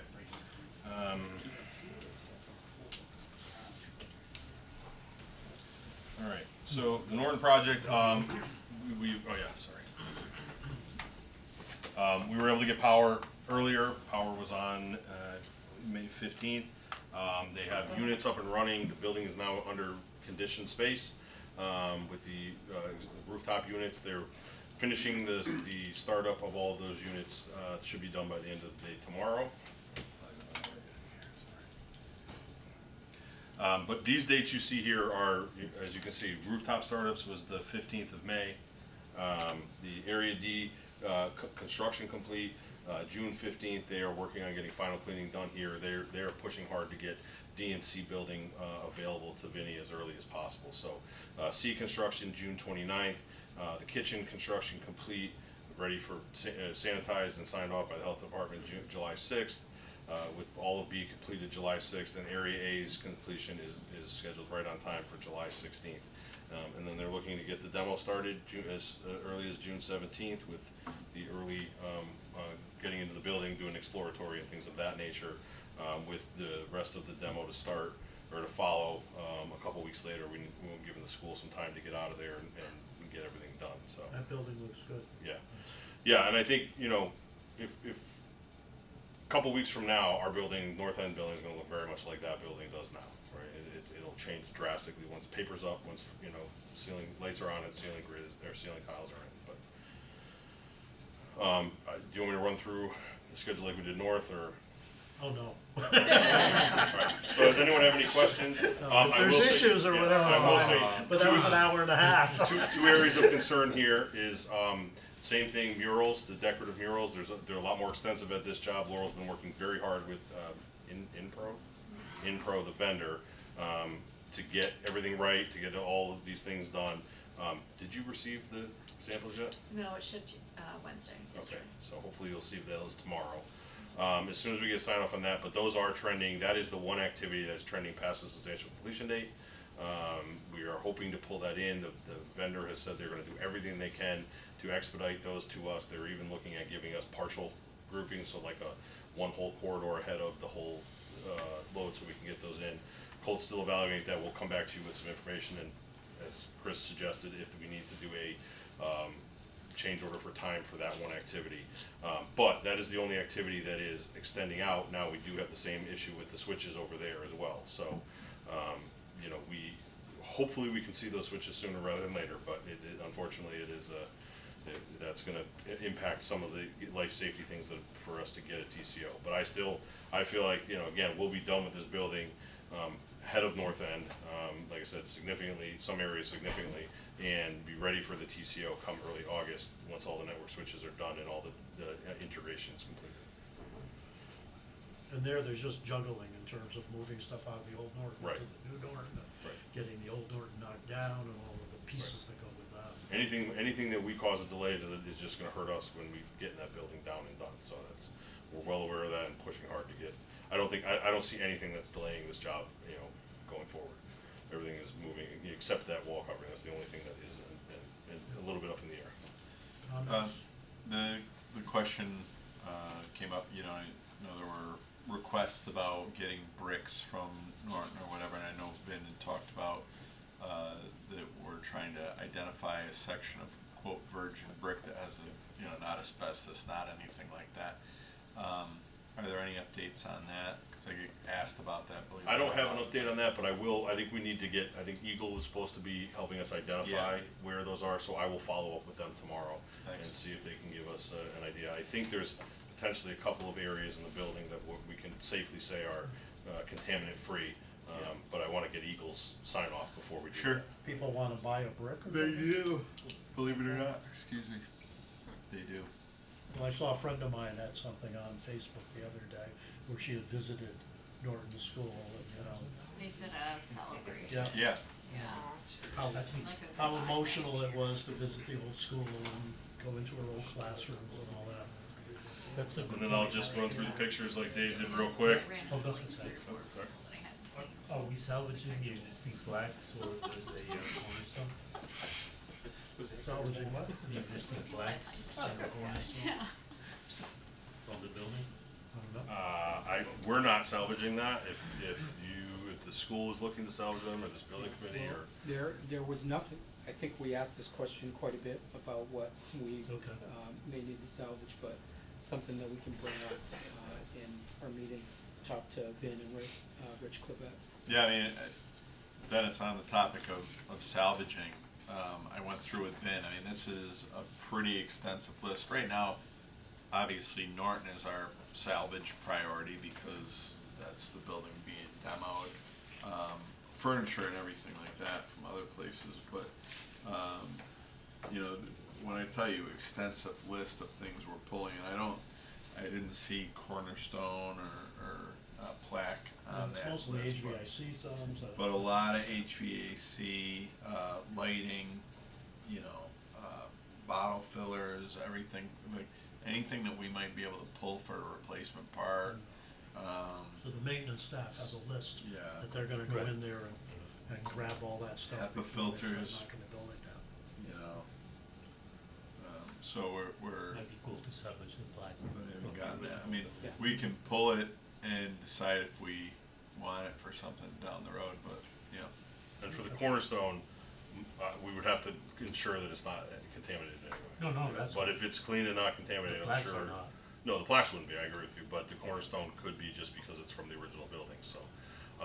But that is something that's wanted to be salvaged, we can definitely talk to the demo guys and make sure that when they get to that, they take it out gently and we put it aside, and then Eagle could test it, and if it comes back clean, then you can absolutely salvage that. Go ahead. All right, so this is the front entrance of the Norton School. You can see canopies going in, sidewalks in, very beautiful looking. This is the canopy to the Norton side canopy, so working its way in. Playground structure out in the back side of the school. Nice to look through into, they're working on finishing up the underside of the bridge. This is your main entrance hallway, starting to come together. You see your decorative panels going up. This is the media center from the second floor. So this is where the mural will go. This is a Norton second floor corridor, area D. This is area C, North corner, a typical classroom, 6th grade classroom, gymnasium going in. You can see they're prepping their floor right now. Now that we're under control, we're getting ready to start the floor in there. Cafeteria, it's our main storage area right now, but we have directed the subs to start clearing that out. Typical classroom, kindergarten area, and that's it. All right. Thank you very much. Comments, questions? If none, let's move along. 7A, storage facility. We've been talking, I guess it came up back in October at a meeting that I wasn't here. Vin had raised the question about the need for a storage facility. The committee at that time said, let's put that off until we had a better idea what our finances are like, and so it's back. There is not a specific proposal here. Vin has looked at a couple of possibilities. One, a steel building, which would cost about $124,000. The other, a Cloder Farm type wood building, which would be smaller, about half the size, for $67,000. It was also mentioned that in one of the conversations that Dennis had suggested, why not take a look at doing something on a block? You could do decorative block or whatever, and be much more permanent. So there's a couple of numbers here. We're really talking today about whether this is something we want to move ahead with. Emily had suggested a motion that the Ngsbc authorizes O&G and Tecton to seek pricing for the purchase of storage sheds and installation costs for the trades with a not to exceed of $124,000. So I'm throwing that out and putting it on the table for this committee. Unfortunately, Vin's not here. He's at a conference in Falmouth, Massachusetts at the moment. Tui showed the square footage was dramatically different. You know, if they get prices, are they looking at the larger size, smaller size, or what do we need? Well, I thought 30 by 40 was awfully large. That's large. Yeah, and I had that conversation with Ben too, that was a little bit, or a lot of it probably ambitious in terms of a storage unit on the building. It's bigger than the house I grew up in. And so, you know, I think he recognizes that too. I think the Cloder Farms version is probably too small. The other version is too big. And I think, you know, it was our hope that we could take a look at, with that not to exceed number, working with Justin to maybe design something that fits the character of the space. I know that the aesthetic is really, you know, important, but, or working with the, you know, the vendor that designs the steel or other, you know, concrete style building, to see what we can design and bring that back to the table. But the purpose is storage of lawn equipment, snow blowers, and attic stock. Because of the attic stock, it does have to be conditioned so that there's heat and, you know, so we don't freeze things up. And how much attic stock there is, I don't know that we have a final list on that. My teams are working on that to get Yeah. quantities, so Yeah, what if the attic stock needs to be conditioned? Not freezing. Paint. Ceiling tile, floor tiles freezing would be a problem. Ceiling tiles getting too humid, they would crumble. Filters, paint. Chris, I just threw down the, sure, there's only problem. One thing to point out, a couple things actually, so Emily's motion of 124,000, was that just for the work to go in addition to the building, or is that building and work combined? That's everything. I don't think that's enough. If we're putting heat and, just the equipment alone, for heat, electrical, it's not gonna be a small amount of dollars. I mean, it depends on how big the building is and what you need, but I would be concerned if, Yeah, It sounds like we don't even know what we need, so I don't know how we're trying to throw a number out there. I mean, one was like huge, one is way too small, and we don't even know what we're trying to put in there. So the 124,000 comes from an all-in quote for the steel storage shed, if you will, that's 30 by 40, includes the heating, the electric heating, it includes the site work and concrete pad slab. So that was where the 124,000 came from. we have to remember that's not prevailing wage rates, right? That's typical cheaper, much cheaper labor rates, so. So, to me, this is all about context. And if we're putting the shed at the bottom of a pit, it doesn't matter what it looks like. But if we're putting the shed next to a $60 million building, it better look good and meet all these I two. agree. Sounds like we need a pit. So, yeah. And the other point that I wanted to do, on the north end where it was tentatively shown, that's in the Eversource easement, and I doubt they will let you do that. Yeah, tentatively shown. Yeah. And I think we need to work on identifying a location, north end, maybe it's, something, where the house maybe that's what they thrown out, where the house is a little bit more, distant from the building. And listen, aesthetics is important to us too. The reason I handed these out is because these were the storage. Storage that component is almost a non-negotiable, that you need the storage. And this was what we had at Cheshire High School, and it looked like hell, and it wasn't effective, and it was an eyesore. We pulled all that stuff out, worked with the town, and built if you've been to the back of Cheshire High School, you've seen it's a large extended, Cheshire High School has much different storage demands than, any of our elementary schools, but, aesthetically, it looks really good. The snack shack there, if you will, that was designed to be aesthetically inviting, reflective of the area that was designed around it. We don't want to put something that doesn't fit after all the work that was done. But we recognize that the demand is there, and I think what we're looking for is some guidance from the group about, all right, like, what would be a potential budget, and maybe the way to do it, maybe to Chuck's point, is say, well, come up with what you think would work, where it would work, and then let's take a look at it. That's one way to tackle it. The other way to tackle it in making the decision is to say, well, front end, what do we feel comfortable with the budget? And either way, I guess we could go that route, and take a look at, all right, like, here's the projected design, here's the projected cost of said design, here's the projected location. What do y'all think?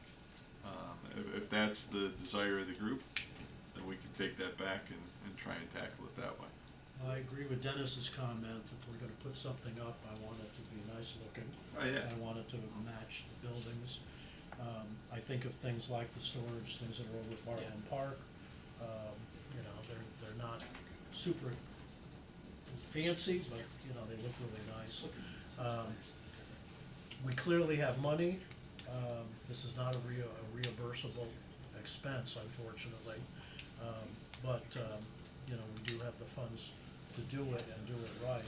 I don't know how big it should be, I don't know what the design should be, and I guess, you know, we really need, if this committee is saying, let's go ahead and do it, then we need to direct that we come back at the end of June with a very specific proposal to put in front of this committee.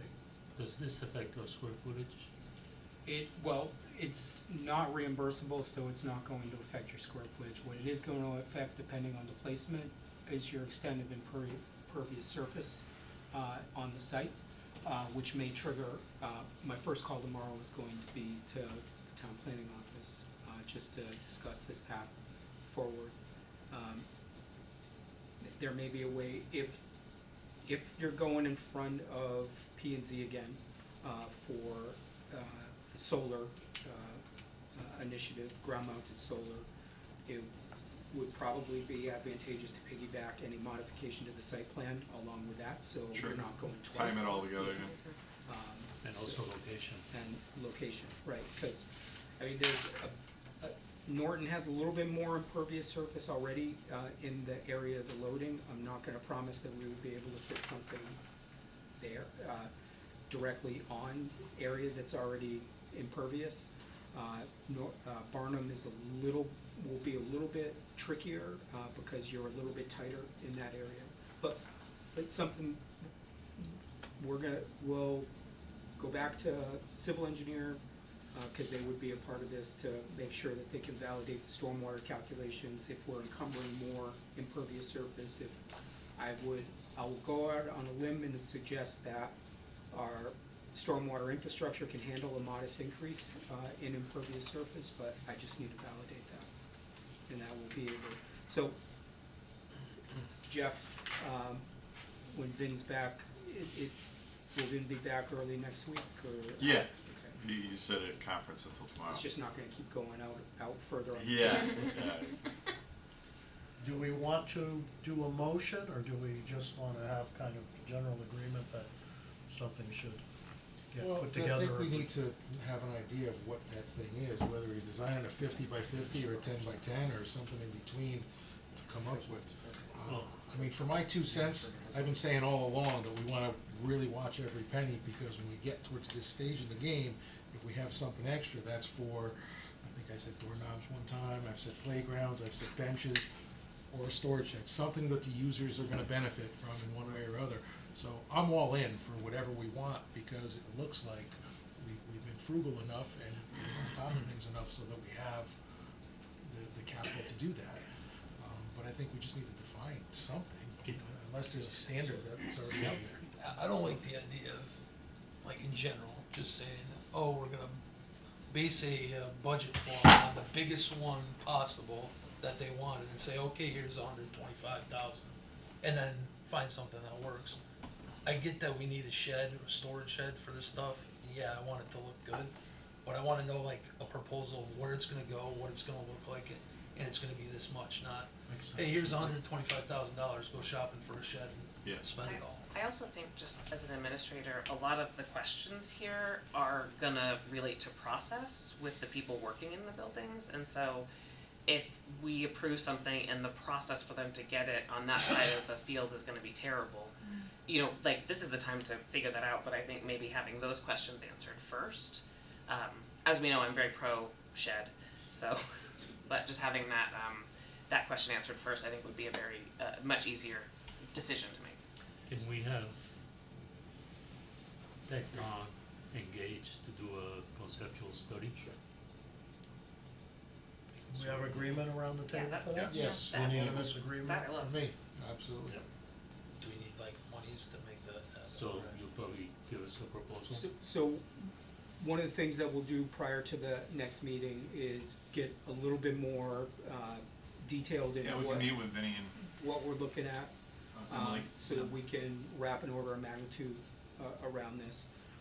One of the things about this is that it's touching just about every consultant that we have under our umbrella, so I need to make sure that we're engaging the consultants. Is it realistic that you would have something for us for the end of June, or is that too? Are you talking about a proposal or construction documents? Talking about this committee, Yes, that this, yeah. this We committee would be could able look to at have a with an proposal, approximate cost or whatever it is. Yeah, A proposal with sketches. yes, yep. Yeah, I don't have a problem doing some conceptual work, just to understand what it is that we're, where we're placing it, approximate size, approximate height. We might be able to give some rough orders of magnitude about what that construction would be. The differentiation, just so everybody's clear, the differentiation between building something, building a shed, and buying a shed and having it delivered, is a totally different schedule, right? So I think there needs to be some realization that you're not going to erect something, pour foundations, get steel or block in a couple of weeks over the summer. It's likely going to extend into the fall. Which I think would be fine. Yeah, and the build versus buy, there's Yeah. also a significant, you know, price, and not just a time thing. It's, Yeah. it's, You know. yes, cost, schedule, but durability Yeah. and what we're hearing about something that's fits in with the context of the site, the context of the architecture that's on the site, it's probably something that the Right. committee would be pleased with. Yeah, yeah. Something like a prefab, like you were talking about, that bigger building when it's all in, we could probably run that just through Richard's site contractor, have them, you know, deal with only one contractor, because the likelihood is, if this, from what Justin's saying, is this is gonna extend into the fall, which is then gonna trigger not only your cost, but general conditions for subcontractors as well, because it's gonna go past their contractual end date of general conditions, so. Where a prefab, you know, not that I'm pushing that, but just as for knowledge, you might be able to just run it through one contractor and only incur one, you know, set of issues there, you know, Yeah, the general flip side conditions. of that though is, since it's not reimbursable, it doesn't necessarily have to be through ONG. No, it doesn't have to be through us at all. You can completely go outside of O&G and hire, you have the right per contract to hire your own contractors and come in and do work on your property. In the fall, yeah, it's a possibility. All right, well, we'll leave that in your hands. Let me know, you know, if that's something that'll be ready to present it for the end of June. Yes, I am on vacation for the end of June meeting, so it will be ready, and somebody will present it here. Okay. Just won't be me. I on thought in the 25th. contract it said no one could take vacations until this thing was done. Little golfing, I take it? No. No? Camping, Moosluk Maguntic Lake in Rangeley. Huh? All right. You already checked, there's no cell service. You can't Zoom, no Teams meeting, no. I might be able to Zoom from a canoe, but. Yeah, There yeah. is remote no as cell possible. service in Wayne. I had a bad experience in the ditch one time. All right, 7B. Chris, way back when, asked as we were doing design work if we could set up an area which would be a photo shoot area when people are here for special events, things like that. He's raised that question with me several times and said, what happened with that? And I had talked to Justin about it. And so I specifically put it on the agenda today so that we could put this to bed. So Justin and Chris. It's just, Maybe Chris, you want to talk about it for a second before we jump Sure, in? my whole intent was is that, you know, as my kids went through the school system here and there was whether an art show or whether it was a graduation ceremony or whatever the event was, you go outside and you take a few pictures and it's against just a plain old brick wall. There wasn't something at all that said what school you were at or anything to indicate that you weren't at some random brick building. And I just thought it'd be nice to have an emblem of some sorts or a sign, something that indicated you're at this school. It's something outside, because usually you have it in the auditorium, then everybody gets kicked out of the doors and congregates and is taking some pictures. So that was the thought. End of year, sixth grade graduation, that sort of thing. Yeah, and you know, and again, being outside, you don't have the security issues of, well, I'd love to take a picture in there, but that corridor's closed off or this or that. It's just. Had this up earlier, so I'm just gonna do this. It's gonna say it doesn't have anything. Plug it back in.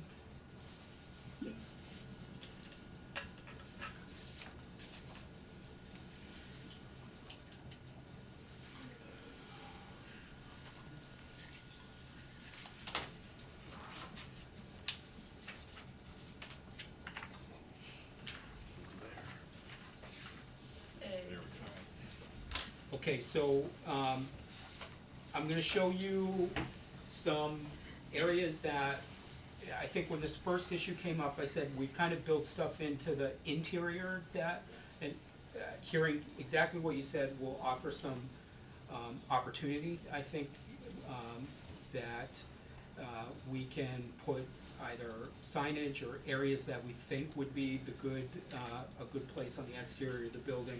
But I first just wanted to show you what's already built into some areas of the interior. So I've just had, just to reorient everybody, Barnum site plan. I think we understand the site plan by now, right? Marion Road to the top, Jarvis Street to the left or the south. Just blow up of the site. I can toggle back to these if we need to. Just a reminder of the view kind of at the parent pickup and drop off to the right. The bus, we have this green that's kind of in between the bus loop and the parent loop. If I toggle back again, we have this green area that's very nice. It fronts the volume of the gymnasium.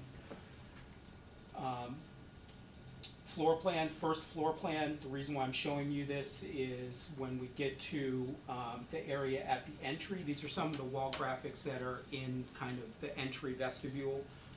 This graphic, and it doesn't look as neon green, I can promise you that, as it does on this screen. On my screen, it's a little bit more muted. But we have an area off of the main corridor that has a bench. There's a similar location at Norton that will show you that has a nice wall graphic of kind of an illustrated community map identifying where the school is. In the administrative lobby proper, we have the same graphic with a welcome sign. I'm not suggesting that that's the ultimate solution, but these are areas that if families are inside the school, it may be a nice background. Though it doesn't necessarily say Barnum Elementary in the background, it is a little bit of branding that's part of the kind of direct entry or the main atrium space. I did want to highlight what the kind of sign types are that are here. These are at 3 locations throughout, not the 3 locations that I've identified in stars there, but these are more for the street signs and areas at the pre-K area, as well as the 2 the 3 major entrances off of Jarvis and Marion. So not where the stars are? That's not where the stars are, but I'm thinking that where the stars are good opportunities that we may be able to put something very similar using the same kind of iconography that we have already established on the site.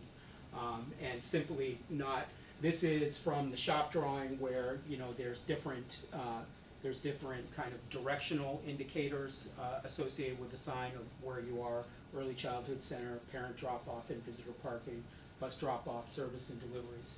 The areas are at the stars are areas that we think are nice exterior spaces. One is directly as in front of our gymnasium volume, but kind of fronted on the green.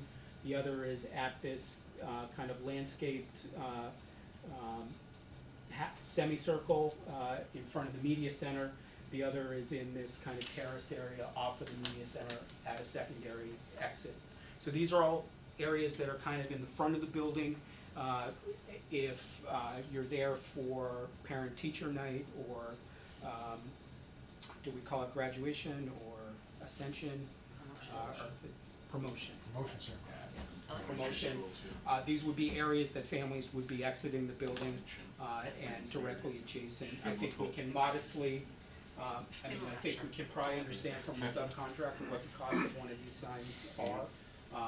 They are approximately 6 feet tall to the top of them, so that you could see a parent standing on either side of the sign, the student standing under. If your students are the size of my kids, they would be under the sign totally, but those would be one of the 3 areas that we would envision this happening. Right now, there's not anything encumbered, to your point and to your question, Chris. But I think this is would be a pretty modest addition to put out at one of those locations. If you were to ask me the priority, I think having it in kind of the center of that green is not a bad area. If I were to rank them, I would rank them from right to left, 1, 2, and 3 in terms of priorities, but that's ultimately your guys' decision. I'll come back to this because I have kind of similar graphics for Norton, and maybe I'll just quickly go through Norton, and then we can circle back on the pleasure of the committee. So Norton site plan, Norton, the blow up of the site plan. We do, for those that have been, that visited a couple weeks ago, the nice thing is we do have this kind of plaza area that's directly in front.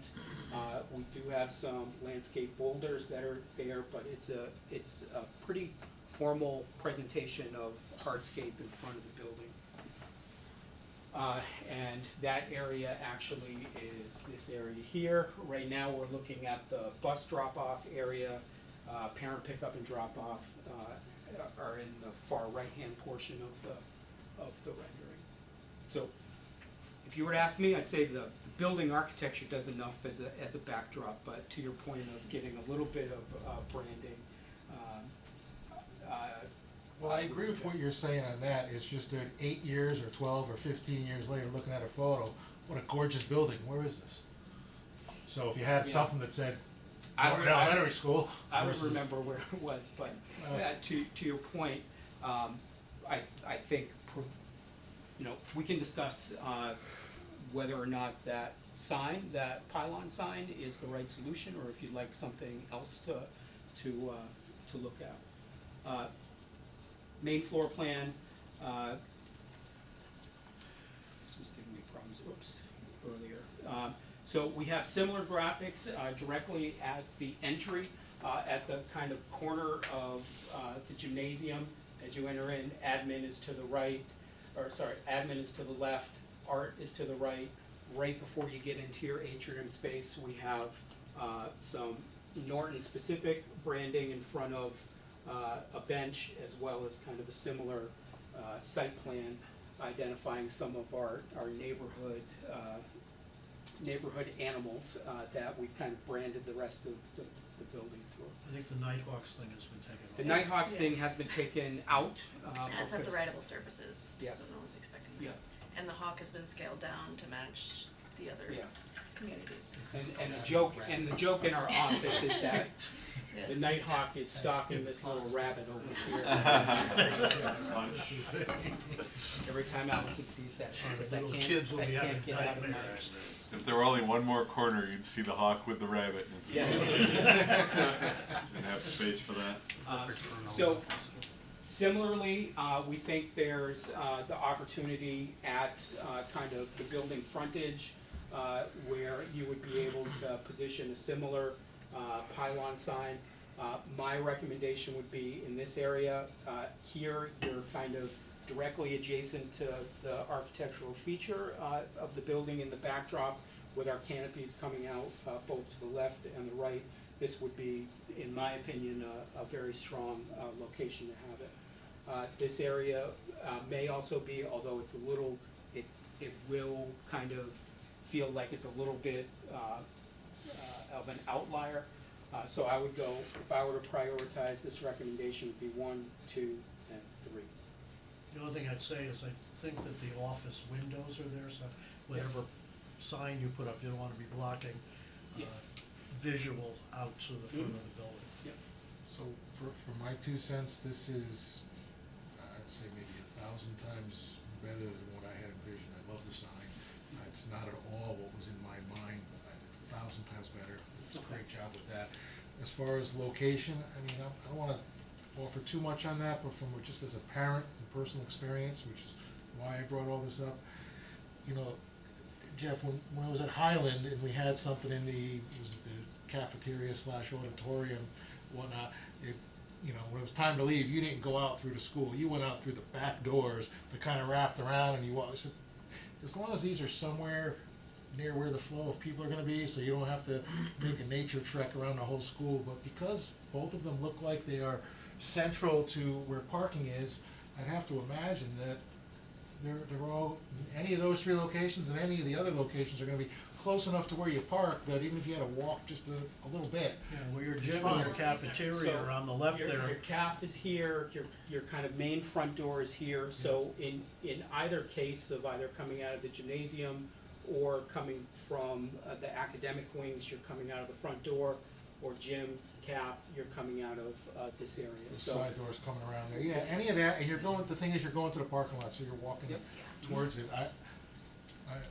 I love it, and whatever location, I don't know which location would be better or worse from a, like you said, blocking windows or this or that, I don't know, I think I would Yeah, there's defer just to, one I would minor defer thing to, as you're deciding. yeah, I would defer to others on that, who would know better, but I love the concept, I love the sign aspect, I think it looks great. Yeah, that's. Would the committee like to move ahead with this? There'll be a minor cost to us, but. Yeah, I mean, I think the cost is entirely gonna be just the cost for the sign. You know, this, we already have the design, and we already frankly have shop drawings for one of the projects, for this. We'll replicate it over to Norton. We just have to coordinate. If we go with the very left one, there's a lot of utilities in that Yep. area, so we'll just coordinate with that. Still doable. Yeah, All so right. your cost is, modest foundations and the cost of the So sign. it sounds like we're in agreement for you to move ahead with that. Now, when I say modest, I'm guessing this is probably in the $10,000 to $12,000 range for the sign and for the design. It'll come back to us, I'm sure. How do we determine the location? Is that a Jeff and Vin thing, or That would be fine us, with me, or but- I don't- Yeah, and I appreciate your point too about promotion, ascension, or ordainment, whatever we wanna call it, but the first day of school too is also a photo thing, you know, there's just Big these deal. milestones, and I think the idea of having it's really a good idea. And then we can look at a location about what fits, you know, that sort of piece where you can know it's the school, see it's the school, maybe a drop out of the way. Like right now at Norton, when you pull in, we have that Norton sign up in front, and the folks, the PTO people generally do a great job of balloons and whatnot at different points in the year, and that's always a photo destination. But if we could have anything where it's accessible, safe, Yeah. and maybe not creating a, you know, major traffic jam or something every time that we have an event would be cool. So yeah, that's great. We'll look into But it. if it's okay with you, I Yeah. would leave it We'll work in with, Jeff's hands to decide where yeah. it should go. Yeah, if you left it up to me early on, it wouldn't look nearly as good as this, and it'd probably be bolted to the side of the building, so, yeah, no, that's. Okay. I didn't pass these out. I was gonna see how this conversation was gonna go first, but you're the. And I'll just say, talking with Justin, they're all in grass areas, so it doesn't matter what location, it's gonna be the same, in my opinion, the same cost, any of the 3 locations that each school you're gonna do, so we'll get started on working up a price with, you know, we'll have some discussion with Justin, and probably need a little detail on what you want on the sign, but other than that, I mean, it's pretty straightforward, so. Very good. This one, Norton's kind of hard because you don't have a lot of lines, so, but if you could go back to, Barnum. Right in the little green. Start sketch.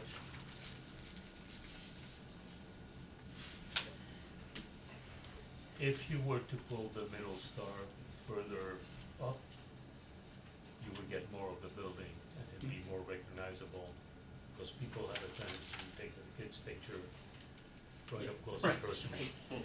So I make a point. all you're gonna see if you get close to the building is The 3 window feet of for the gym. stone and The important thing is that the families in the picture, I'm kind of tongue-in-cheek when I say it's nice to have the building in the background, but usually it's, you know, it's, when you take these pictures, it's both memory of the life event, but also a memory of the place that you're at as well. Okay, very good. 7C, we have the Barnum and Norton plaques. were placed on the table by a vote for this committee. Is there a motion to take it off the table? I thought we were waiting for our town manager. to Well, find- that was suggested by Jeff last time. I was not aware that Sean was not gonna be here tonight. So, I you know. wasn't aware of it either.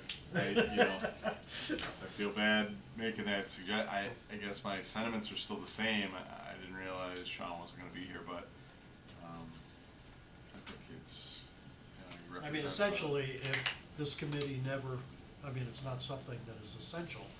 If this committee never acts on this, then, you know, it'll be up to the Board of Ed or Town Council after we turn the buildings over, decide if they want to put a plaque. But at the moment, it's still on the table, and I'll put it on the agenda each time. If somebody wants to move to take it off the table, then we will. If not, then it will stay on the table. I am not hearing anything, so we're moving on. It'll be on next month.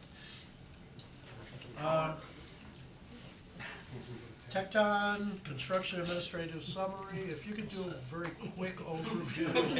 Well, as you notice, at this phase of the construction, what we send out is very voluminous. So I'll just stick to the highlights. And they get the written report, Yep. So they see all of the details, what the committee's been involved. I guess more than anything else, are there any real issues out there, any concerns that you want us No, to be aware of? the only thing that I'll highlight, because as we, and this will likely, some of these will likely be the subject of some of the PCO reviews. For Barnum, we issued 3 bulletins. One is for an exterior roof ladder, very similar to what we had proceeded with and this committee had approved at Norton. We did, through our project meetings, there was a request from the district to change the nurse's office from carpet to resilient flooring. So that is a proposal request that is out there. That will be a cost. I think it will be relatively minor in the grand scheme of things. So those were 2 proposal requests. And then we issued 1 supplemental instruction regarding the fire alarm annunciator panel. So that's Are those panels in the process of being made? Yeah, this Yes, you one was approved it. more, yeah. Yeah, you approved not to exceed, and the numbers have not gone up, so. Right, right. This was more, I think, about just clarifications of locations and dimensions with the updated one. For Norton, we issued 2 bulletins that were proposal requests. One was the trash compactor infrastructure. That will be a discussion for, in the PCO discussion. And one regarding some canopy revisions related to some of the stormwater boots, downspout and boot locations. In both buildings? No, this was just that mission. At Norton, Other than that, we continue to respond to RFIs, submittals, PCOs, and attend all the meetings that we are asked to attend. Any questions for Justin? I think I've lost the room. I don't think it was you. I think it has more to do with 9:15. Yeah, I get you. Any questions or comments for Justin? Okay. Tecton is doing a wonderful job, I can tell you. I will, if I can just provide a brief editorial. We're working in a number of other districts. What's going on in Cheshire at these 2 buildings is everybody in the state knows what's going on. I get asked In a good way or a repeatedly, bad in a way? great way. As you know, you've had other building committees that have toured the 2 buildings. I used to work Everybody, in Region 15, I know they just passed a I- referendum to rebuild two schools there, yes, and they've come to look at those. yeah, and we're starting some work in Ansonia. You would think that it was west or northwest Cheshire, with how much they talk about the schools and the good things that are going on in construction. So I think the community the district, this building committee should be proud of the work that you're doing here. It's definitely got the attention of your neighboring and peer districts. Great. Yeah, Ryan and company, Justin's been on a number of tours, and it's kind of par for the course. Superintendents reach out and, what's working, what's going well, and universally, people who come and see the product of the work that you guys have done over the course of years are very impressed. And this committee's been together for what, 2.5 years, and So I'm saying years. we still like one another. He's gonna retire at the ONG Builds program, is going all the way up to the governor's office. They're very, Kids have loved that program. Yeah. And we've It's a gotten- shame that gotten like some our good schools PR on aren't, that. all on site to be able to take advantage of that, cause it's so cool. We have to rebuild the rest of them now. Yeah. Okay, invoice approvals. We passed them around, yep. So, blue side is north end, and we'll start with the first one, which is technology equipment, total communications. Shall I go through the? Rich, you wanna just read them off? Well, we have the background, but let's, we have invoice number 204746, technology equipment, total communications, $7,237.58. Do we have a motion? Second. So moved, second. Discussion.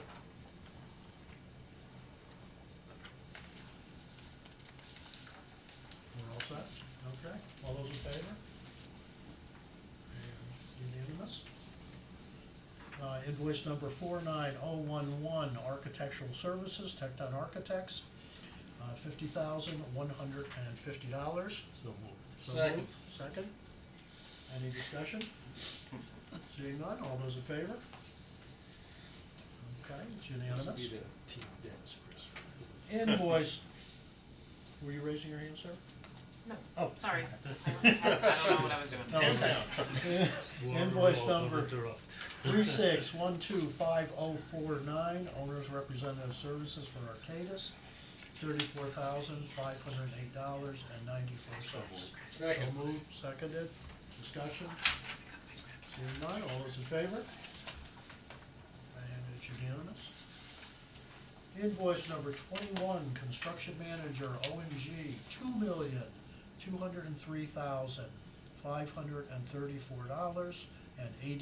$2,203,534.82. Second. Moved, seconded, discussion. Seeing none, all those in favor? And it's unanimous. Invoice number 705-A, Window Testing, Independent Material Testing Labs Incorporated, INPL, $10,840. So moved. Second. Seconded. Zach, I assume they're all done? We've got the They- reports?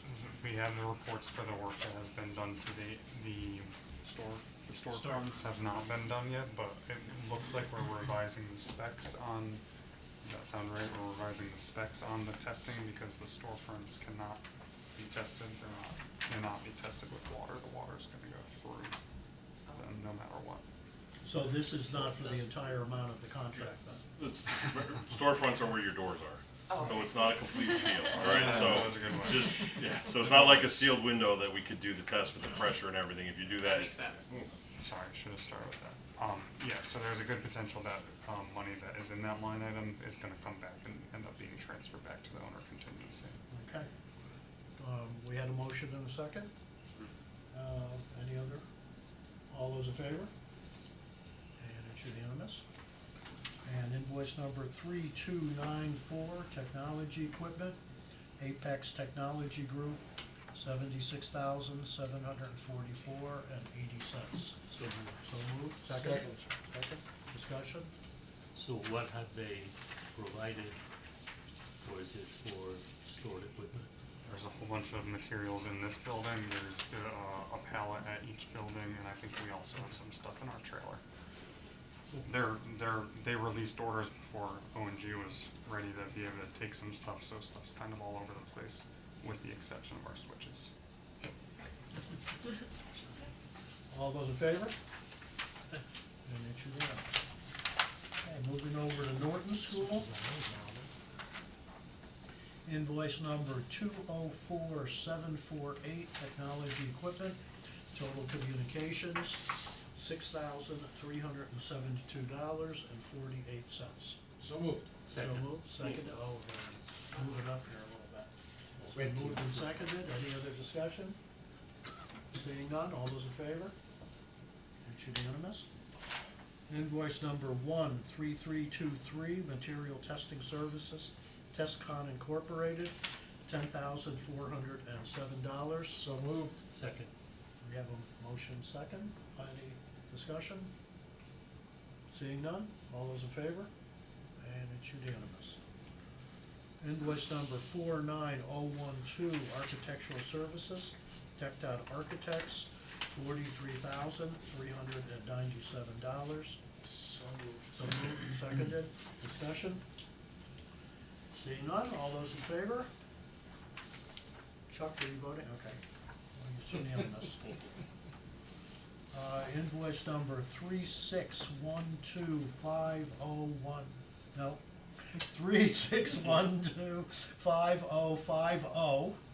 You guys have the longest number. Yeah, they do that just to frustrate us. Owners Representative Services Arcadis, $31,262.72. So moved. So moved, seconded, discussion, all those in favor? That's unanimous. Invoice number 21, construction manager, O&G, $1,929,945.08. So moved. Second. Any discussion? Seeing none, all those in favor? That's unanimous. Invoice number 3296, technology equipment, Apex Technology Group, $76,744.80. So moved. Second. Been moved and seconded, any discussion? It's the exact same equipment in both buildings, and the exact same price. Anything else? No? Okay, all in favor? Unanimous. Invoice number 7051-A, window testing, Independent Material Testing Lab, IMTL, $10,840. So moved. So moved, seconded, discussion?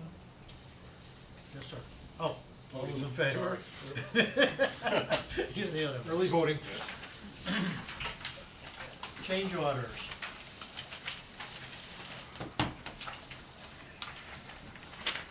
It's in your lap there. Norton or North first? Well, we usually start with north first and then go to north. David?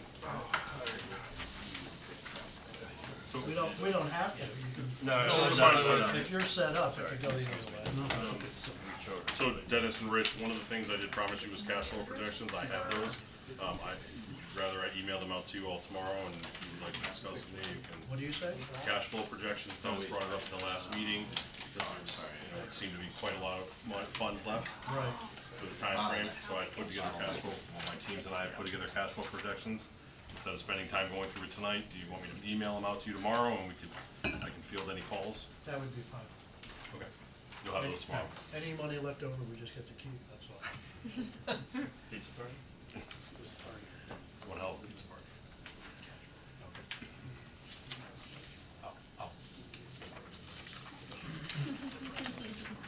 Okay, north end.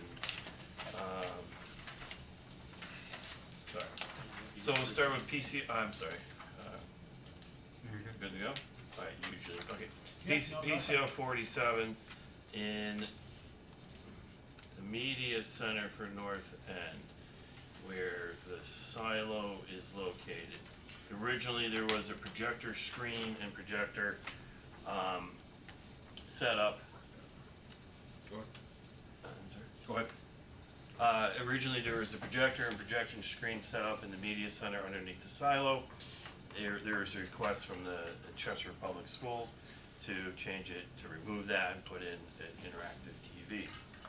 So going through the adds, subtractions with the bulletins, with the electrician, communications contractor, it ends up resulting in a net credit of $1,619 to change out the screen to a TV. And we will update the language to say per the Cheshire Public Schools request. That's what it says. Yes, but not on our PCO, so we're gonna correct it on the PCO. We updated it on our end, but obviously that's not what's back in AConnect, so. Yep. We have a motion to approve PCO number 047R1. Yes, sir. Did you move? Yep. Okay, second? I'll second. Second. PCO Wait a minute, we haven't voted. Any discussion on that? Yeah, my only question, which I had on Tuesday, and I'm not sure of the answer, is there's nothing coming back from the technology people because we already bought the equipment. Yes. Correct? Correct, confirmed. Yep. I said yes to with about 99% confidence, and about an hour later I emailed Allison and said, we did have that in there, and she said yes, so we're good. All those in favor? And it's unanimous. Okay, 057? PCO 57. This is a change that's being funded from the CM contingency. The catwalk that connects C building into D building. It has the metal cladded skin on the side and bottom of it. The framing to support it and carry the plywood and blue skin was it was a buyout issue on our end. It wasn't, we didn't catch the detailing or the specifics. So it's a $3,829 change order being funded from the CM contingency. So moved. So moved. Second, Chuck? Second.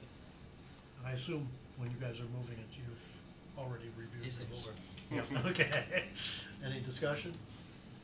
No, this makes Okay. sense. All those in favor? It's unanimous. 060? PCO 060, at the main entrance, the inside curtain wall system, the vestibule, it had a fire alarm pull station mounted on it between two window systems. It was mounted on the glass, and No, on the mullion between the glass. it was on the glass. No, it was on the mullion. Was it on the mullion? Yeah. All right, continue, 'cause I It's wasn't a sure. 4-inch box mounted on a Yeah. 2-inch mullion. Yeah. So that's why we, So you would have seen it through the glass, the backside of that box, anytime you walked into the That's vestibule. why you want you go to the floor.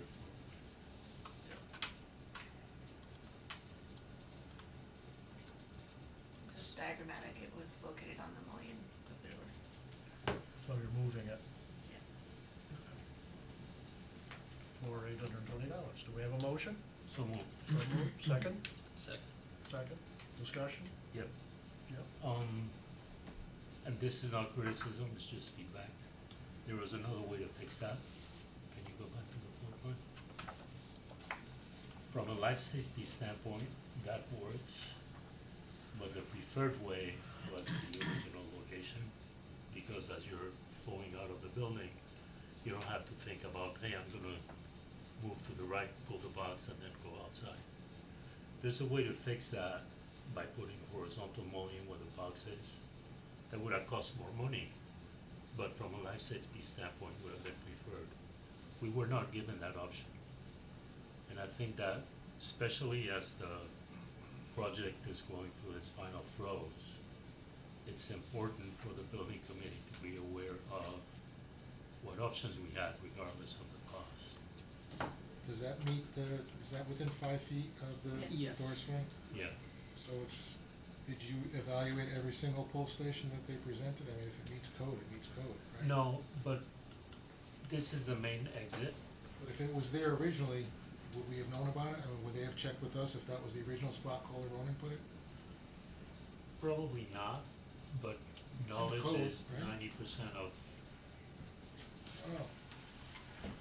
And again, it's not a criticism, it's just that there's more ways than one to skin that cat.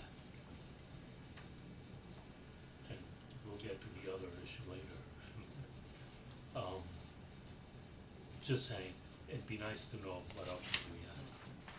It's been moved and seconded. Any other discussion? well, to your point, yes, we'll evaluate these things, but as the architect of record, we made an evaluation at the time. Totally get that within compliance of the code, understanding how many times these pull stations actually get pulled in these environments. We felt comfortable with this, but hear your point. All those in favor? And that's unanimous.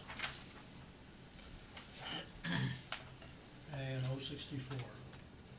PCO 64 is for the roof access ladder being added in. It's going to be attached to the backside of the building behind the cafeteria. Total cost comes in at $5,765. This was from Rich Clavitt, was a request. Yes.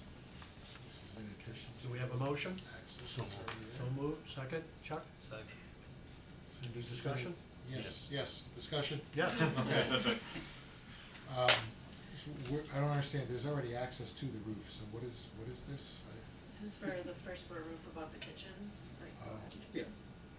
So while we have access to the high roofs, we did not, with the limited amount of equipment that's on the low roof, we did not provide direct access, dedicated access.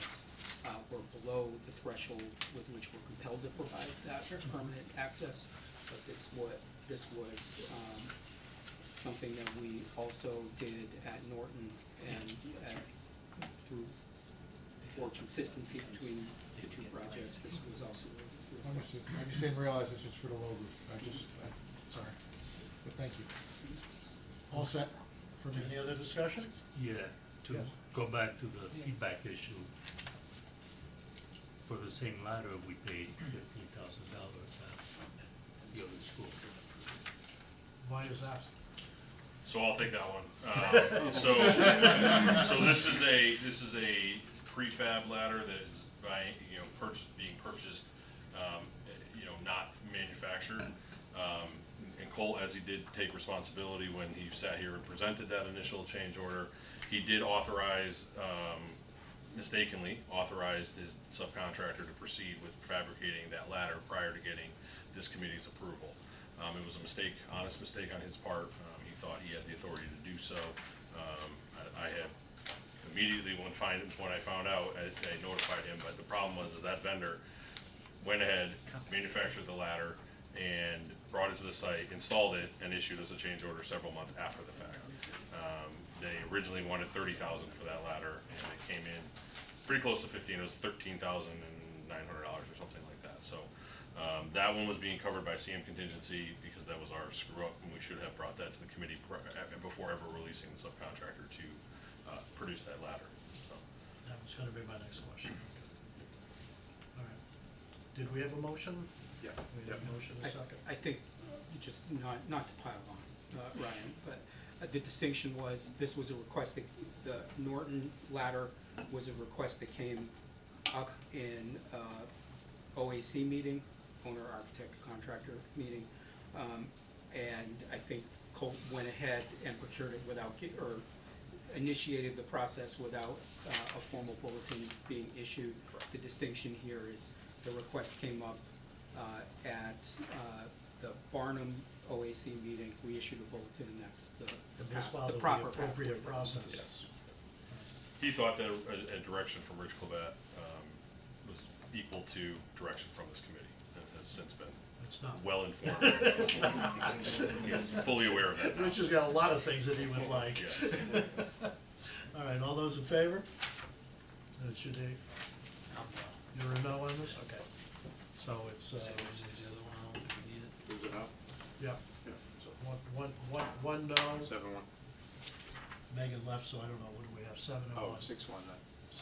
6, 7, 8, 9, yeah. Okay. Norton School. Yeah, I'm confused on this one. The bottom line on the right-hand side is 11,203, and the motion is for 3,079 credit at the bottom. The bottom line is correct. The motion must have just not been updated. So, which is, the total is 11,203? Let me do some math, but it looks that way.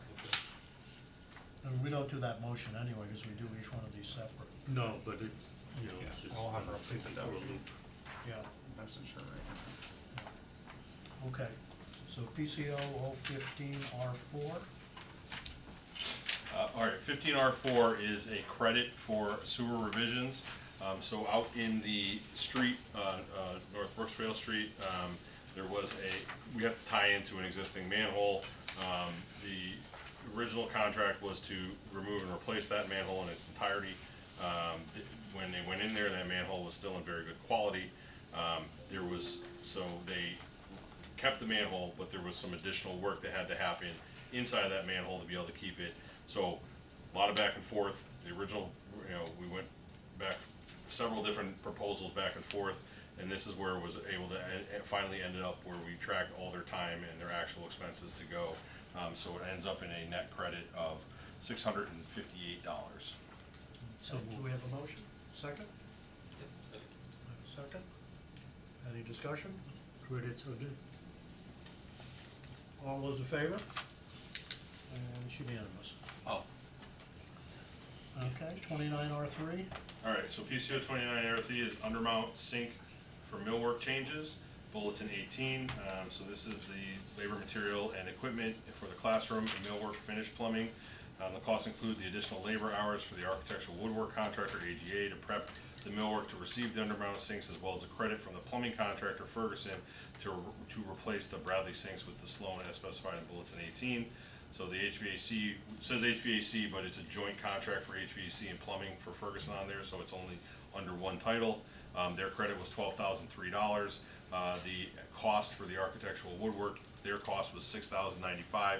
So with our give back, it was a net credit of $6,084. Do we have a motion? Motion to approve. Motion to approve, second. Chuck?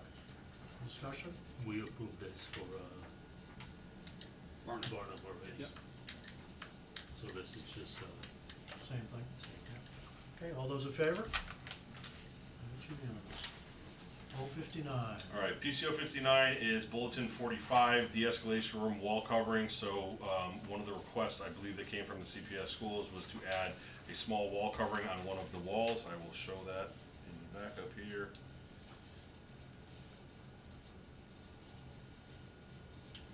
This is the same wall covering that is being, decorative wall covering that is being installed throughout the school.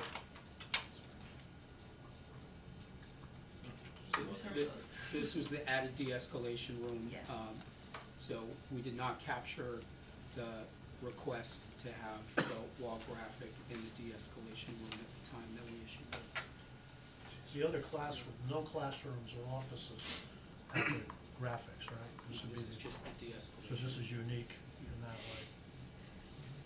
Yep, so this is, I'll blow this up a little bit, but this is the intent, I believe this is the intent for the wall covering in the de-escalation room. So it's on one wall of the wall, the de-escalation. that hog is definitely going for that. Picking up on the theme here.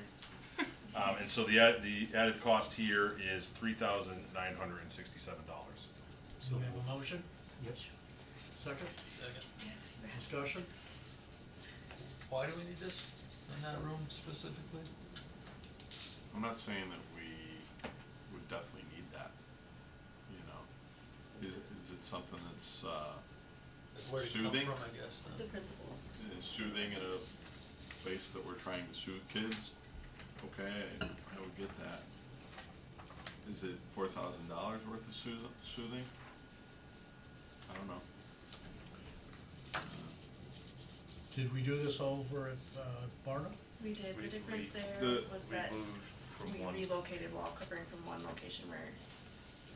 So And there the wall wasn't- covering wasn't is sturdy, right? Like that's part of the, Is it a Yes. peel-on thing?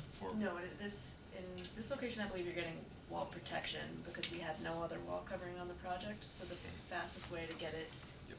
on schedule with the issues we're having with the custom graphic was to give it to that contractor. They were already using the exact same graphic right outside this room, it wraps around the corridor, and so then it's just an extension of that graphic on the back wall. You can see it through the de-escalation. well, the half wall, glass. protection makes sense to me in Yeah. that space, and it's, It is not well. quite as stigmatizing, the fact that it's a carry-through, makes sense to me. But the wall covering is also durable. Yeah, and a de-escalation space, I appreciate that. Yeah.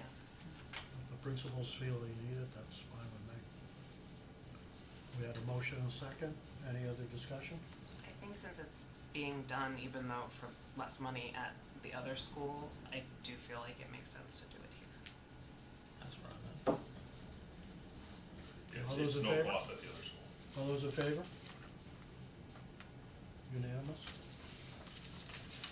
All right, and the final, so we are still chasing this pricing at North, but at Norton, we were able to get firm pricing for the trash compactor infrastructure, bulletin 50.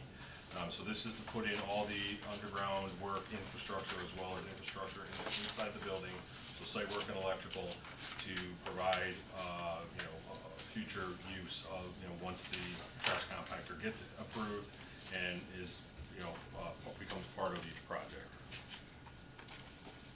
Do we have a motion? We do not. What? I'll move. You move it? Second? Do we have a second? I'll second it just to get it to discussion. We have a motion, we have a second? I wanna hear more about the silence. Well, I mean, I've sat in meetings, we can discuss it, but this is coming from Rich Clavitt and from Vin Massiano. The town presently has a contract for dumpsters and collection. Rich Clavitt would like to get a trash compactor rather than just a regular dumpster. And he's working with the town and with the vendor to provide that. But it requires, certain structure, electrical and that sort of thing in order to do that. Yeah, we have to do some underground, this is to put in all the underground conduits, to get us out to where there would be an increased pad, and where the disconnect for this, trash compactor would sit. It's also to put the conduits inside the building, the electrical conduits inside the building to the room, to the, out to the panels, so that when it does get wired and the disconnect gets wired, they have a straight run through the existing infrastructure we put in place for them. So that outside the building, you don't have to put anything up in the future, and inside the building, you're not going through brand new ceilings and trying to figure out where you're gonna install conduits and whatnot at a future date. So this is putting in infrastructure to support something that the town may wanna do at a future time. Correct. Well, the Sounds town to may me wanna do like- this almost immediately. Yeah, we're doing it now. I was gonna say. Yeah, we've been working with it Vin, now. To answer your question from Tuesday, Vin did confirm that Sean Kimball signed off on it and that they're moving forward with the compactors. For all schools. I don't know about all schools. I Right do- now, we don't have any. Yeah, I was gonna say, I Yeah, don't know about no, all it's not, schools. I don't know if there's space at The other those schools. buildings. Or infrastructure. Yeah, infrastructure is definitely not there. But they're definitely moving in that direction, and they would like to do this right now, rather than bring his dumpsters at the side of the building. And that's gonna include North as well, I'm assuming? Yes, Yeah. they wanted a price from both. So, They want us to pay for it. That's kinda Well, the where I was going. infrastructure piece, not for the So what? not for the dumpster. But again, it's not for, it's not something that was part of the project. It's now something coming in later saying, we'd like you guys to pay for something so that we can now do this. Yep. But Right. it is eligible for reimbursement, even though it's, The infrastructure is. the infrastructure Yes, is, but not the compact. got it. So that would be the only thing that to me makes sense for us doing it, because as a taxpayer, I'm paying for it either way. Right. So it'd be better if I only pay for half of it. Well, I mean, I think that is a real consideration. One other thing to You also consider is do that, all the there is construction. finished work that would have to be removed, Yeah. put in the infrastructure later. Well, I'm not saying I have to put it later, I'm saying have somebody else pay for it. I'm just, That's a further point, I guess, right? That Drive. Not only do we have somebody paying for half of it now, but also If we were to do it later, it would be even more expensive. Yeah, So it's, and disruptive to the school. And it's, But my point isn't, don't do it later. Right, You can yeah. still do it now, but if Yeah. some outside, something other than the need of the school wants it done, pay for it. I mean, we're not paying for solar panels, right? That's Yeah. part of another project. right. But this is the school that wants it done. Yeah, but if we, pay back. if we do it later, we don't have to pay prevailing wage. So the argument of more Is expensive. that 50%, may or may not. 65% in this case? It's not gonna be 65%. This is at Norton, right? This is a Norton. And but it's coming from Barnum too. Yeah, it's at both, we just don't What see is our that. rough order of magnitude, Dave, for So, Barnum? so for North right now, I am gonna have to remove, new concrete and bollards that were installed. I'm gonna put the ROM at around 30,000 for North. I don't know what the run is for Norton. It's very short. Alright, yeah, I'm probably about 90 feet from the building where the, control buttons are gonna go. Yeah, would have been preferable for us to know this before we started construction, So I'm getting it. but it just, I never heard about it until just a couple of meetings ago. It's all right. Stuff Anyway. happens. We had a motion, we had a second, any other discussion? All those in favor? 1, 2, 3, 4, opposed? 1, 2, 3. Okay, 4 to 3 voted, it's approved. The PCO's approved? Yes. For Norton? Is there any, Can you get pricing to them so we can have it formally and present that possibly in 2 weeks? so, I mean, right now I have an email, I'm waiting for formal pricing from Ferguson. I have formal pricing from Richards. So we need to get that formal pricing presented to Tecton so they can evaluate it, and then so we need to get on the phone first tomorrow. We'll likely ask for a meeting for that one and potentially others if they come up in 2 weeks. That would be June 11th, Yes. okay. I believe. That would be an online meeting, Yes. because I'm on vacation that week, but I'll do the meeting. So I'm not gonna be out in the woods somewhere. I see. That's all we have to present for PCOs today. Role as my aide down here. Purchase orders. Yeah, I don't blame her. I'm just confused there. These are extensions or increases to existing purchase orders? I can run through them if you would like. So the first one is an increase to Meteor, I'm starting with North End. Increase to Meteor Education's purchase order number 26001283.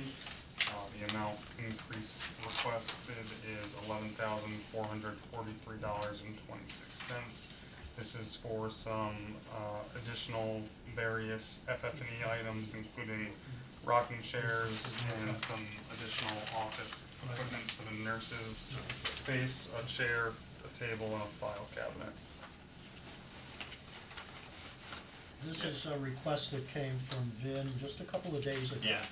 Yeah, And I turned this over to Emily and I asked her to put it in this format. But Vin is trying to clean up a lot of the little last minute things that are out there. Yeah, I mean, we've reached a point where we're getting into the real nuts and bolts level of FF&E in the building. And this is a piece of furniture that, was not identified early on with respect to the rocking chairs, which are pretty ubiquitous in elementary classrooms. So I, feel bad that wasn't on the initial identification, because it is something that we use regularly for reading in class meetings, at the start of the day, end of the day. So,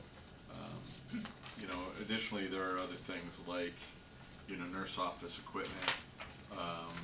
We consolidated nursing positions, but have housed a special, like a part-time nurse that is also a substitute at Barnum for our early childhood program. So there was a need for additional furniture at that location, and we appreciate the work that was done to try and help us accommodate that, so that there's actually a workstation for her as well. And then the second item on our picnic tables and benches, those were on the plan, Yeah, but have never been done. traced out yet. Do we go one by one with motions and approvals on each? Well, there's a motion on the bottom, and you can approve both at the same time. What you're doing is you're increasing purchase orders that are already there. So, Oh, sorry. No, go ahead. Today must have been my day for being confused. What's the difference between this and this? Those are new purchase orders. So, this is a change order, These are increases to an existing purchase order, so it's the same vendor. so it's a change order, Yeah. okay. And these are additional purchase orders. These would be, yeah. And this was all part of a spreadsheet that Vin gave us a couple days ago. Yeah. So there's some confusion as we tried to pull this together, So I'm and not the Emily has only tried to no, it's gone back and forth with Emily doing a wonderful job of clarifying everything, but it was all done just in the last day and a half. or So, in reality, what we're asking, big picture, is for a transfer of $70,000 from the technology budget. In total. In total, yes, yeah, yeah. I thought we said last time that we were done transferring. These are the new items that came up, I think Tuesday morning, we got the list from Vin. And, that's when we realized that we needed to increase the cost for the FF&E line item. We do have more than enough in the technology line item, that's why Emily is suggesting we just move it from technology up to FF&E. For the Norton She School. could take it out of contingency, but it all ends up in the same place. Yeah, in and the, it's different for the Norton School. The Norton School, we will be taking it out of contingency. So let's take it one at a time, because if we're dealing with two there, we're gonna get confused. So we've got, the two items in front of us. The motion there, the Ngsbc approves the listed purchase order increase for North End in the amount of $36,480.62. The Ngsbc also approves the transfer of $36,480.62 from the technology budget line. Do we have such a motion? I move for that, yep. So moved. Do we have a second? Second. Second. Any other discussion? I'm just curious, it's an all or nothing? That we don't have to do these individually like we do everything else for appropriating money? We've done this before where we've put them together. I mean, if you wanna make a motion to split it out, you can, but I'm asking what the procedure is, Rich, I'm not trying to fight you or say what we did it's in an the past. acceptable procedure to just, go with that motion. We've done that That's in the the answer to past. my question, then. Yeah. Thank you for answering. Why are these not eligible? So, because they weren't on the initial plans for the PCR for the rocking chairs. And then similarly, I would say with the picnic tables and bench, we may be able to make a case because they were on the plans, but they weren't originally in the FF&E, what was presented to the state. I know Emily has a relationship with Barbara, I'll give Barbara a call as well. If it's a matter of being able to update the scope letter, conventionally, these would be eligible for reimbursement, so in my opinion, it shouldn't be treated unlike a change order to a construction contract, but I can also catch up with Emily. Where are the picnic tables going? Right outside the cafeteria, What is it on?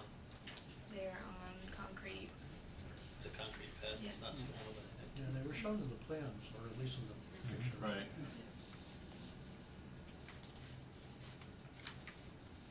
That's just a poured concrete pad there? That's not any sort of fancy stone?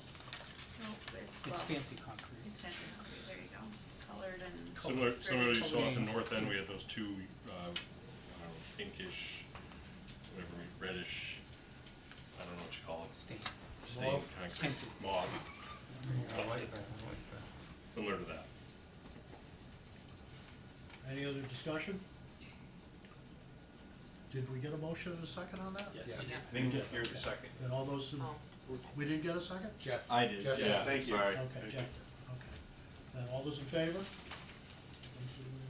It's unanimous, okay. He said with surprise. It's the same two vendors for the same items at For the Norton School. Norton School in the amount of $27,020.78. 70, oh yes, it's 78 up top and 28 on the bottom. There's 78.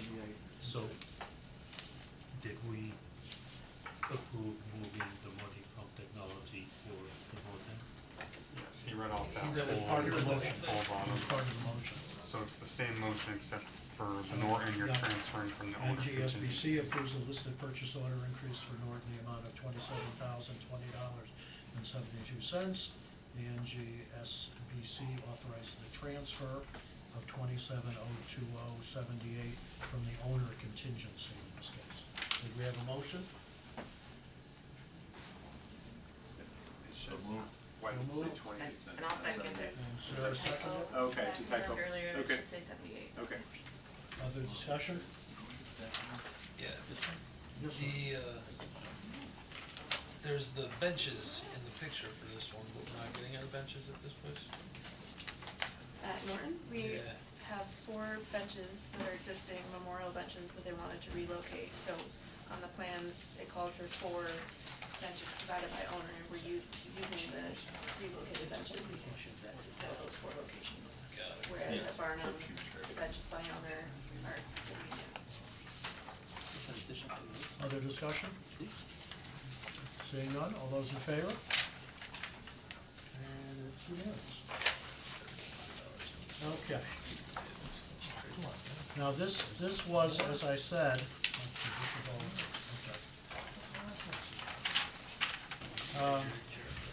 this was part of a spreadsheet that Vin gave us that essentially said, here's everything I can think of that needs to be purchased to finish things up. So there's a variety of items that are on here. And, well, you can read it, yes. It's detailed. What's the stop the bleed middle wall? I'm sorry? Stop the bleed. Stop the bleed kits. Oh, Stop the Bleed kits.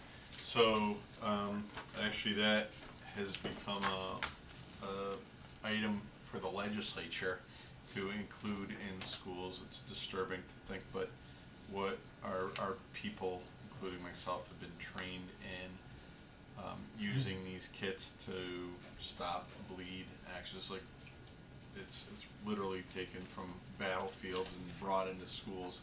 Our police department trains our admin team and select staff in how to apply these tourniquet items to stop bleeding. Tragic injuries. Yeah, Scary that we have to. it's disturbing. But it's like a special type of tourniquet, right? Right. Yeah. It's pretty cool. Simple to use. So it's No, a nice that's safety not thing my to have. bloody bands. Cool, so Oh, interesting. yeah, sorry. Yeah. I mean, Yeah. just that That's like what the anybody does. technology exists to like, So here we have a request for a motion. The NGSBC approves the listed purchase order requests for FF&E for North End, the amount of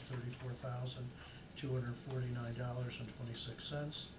The NGSBC authorizes the transfer of $24,249.26 from the technology line.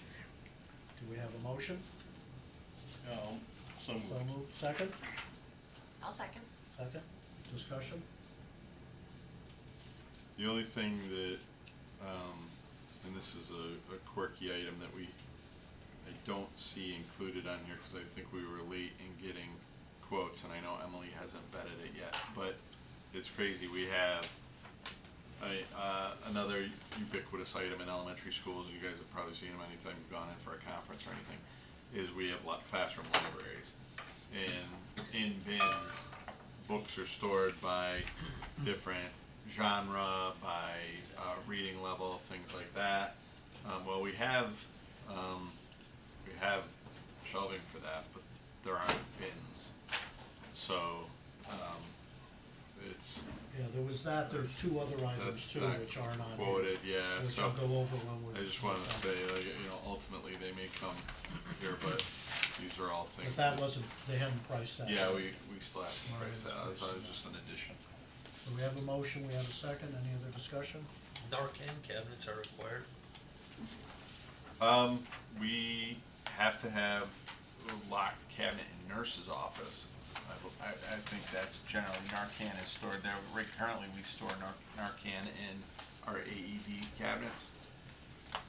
But you also, I mean, I don't know if this is the case here, but I know like with the defibrillators and stuff, you're assuming that those facilities like the gym are being used by adult groups at night. So I know that the state legislature has required, you know, certain access. I don't know if that's the case with the Narcan thing. Yeah, I'm wondering if that, there's I know that was true. supplemental information. I'm wondering if that's with the AED, because Narcan is a very small item, like it's, you know, Yeah, it's. we had to have a defibrillator. It's a nasal spray, Yeah. you know, so in terms of a cabinet, you There can is put a it, keep it in your pocket. So I'm That's not. thinking that might be the AED. All right, we've had this. All right, I know there's if something- there's no other discussion, all those in favor? Can I ask a question about the flags? About Are what? The flags, are they made in the USA? No, I would have to look at the. not if they come from Amazon. Yeah, that's my only, and I'm sure that makes things harder to get and more expensive. Well, I don't know that they're not, you know, Give me a couple, I mean, I'll I try. can't buy from Yeah, I thought there was a link to the Amazon description somewhere, but there's now a I link, can't find it. there's a link here, hold No, on I one can't find second. it, cause I just thought of this. These are classroom flags that Yeah. are mini flags that mount on The small one, yeah. Yeah, Go the little with each guys. classroom. So I started that. this list matches this. Sort of, pretty much, yeah, there's a couple of items that I have that are separate. And there was the one that Jeff just mentioned. Yeah, I'm scrolling through. This was the American flag spreadsheet wall that got bracket. from Jen, Right. and then Emily put that together in this format. So she took a lot of the items from that. You probably have the same thing in both schools. 26. Made in USA. Oh, good. See, All right, Amazing. the rest of the stuff isn't. moving Yeah, to a but- vote, all those in favor? And it's unanimous. We have same thing for Norton, motion, the NGSBC approves a listed purchase order request for FF&E for Norton in the amount of $33,624.61. The NGSBC authorizes to transfer $33,624.61 from the owner contingency. Do we have a motion? I'll make a motion. Motion second. I'll second. Sarah, discussion? The very first line item is the exact same, but it's different price. There's slightly different amounts between the schools. I just asked about it about, classrooms that. They need fall- Right, asked similar about it. more, to both yeah, more schools. It classrooms. says 3 flags, Yeah. 95 classroom flags, and the Oh, other one yeah. says. You're right. I asked about the rocking chairs, just to check. That probably would type on it, Yeah, I was Yeah, like, the why is it rocking less chairs money? I knew, cause I had asked Vinnie that same question. Norton has less. It's a chain of questions. Yes. This is 95 still. Yeah, but that's why it's cheaper.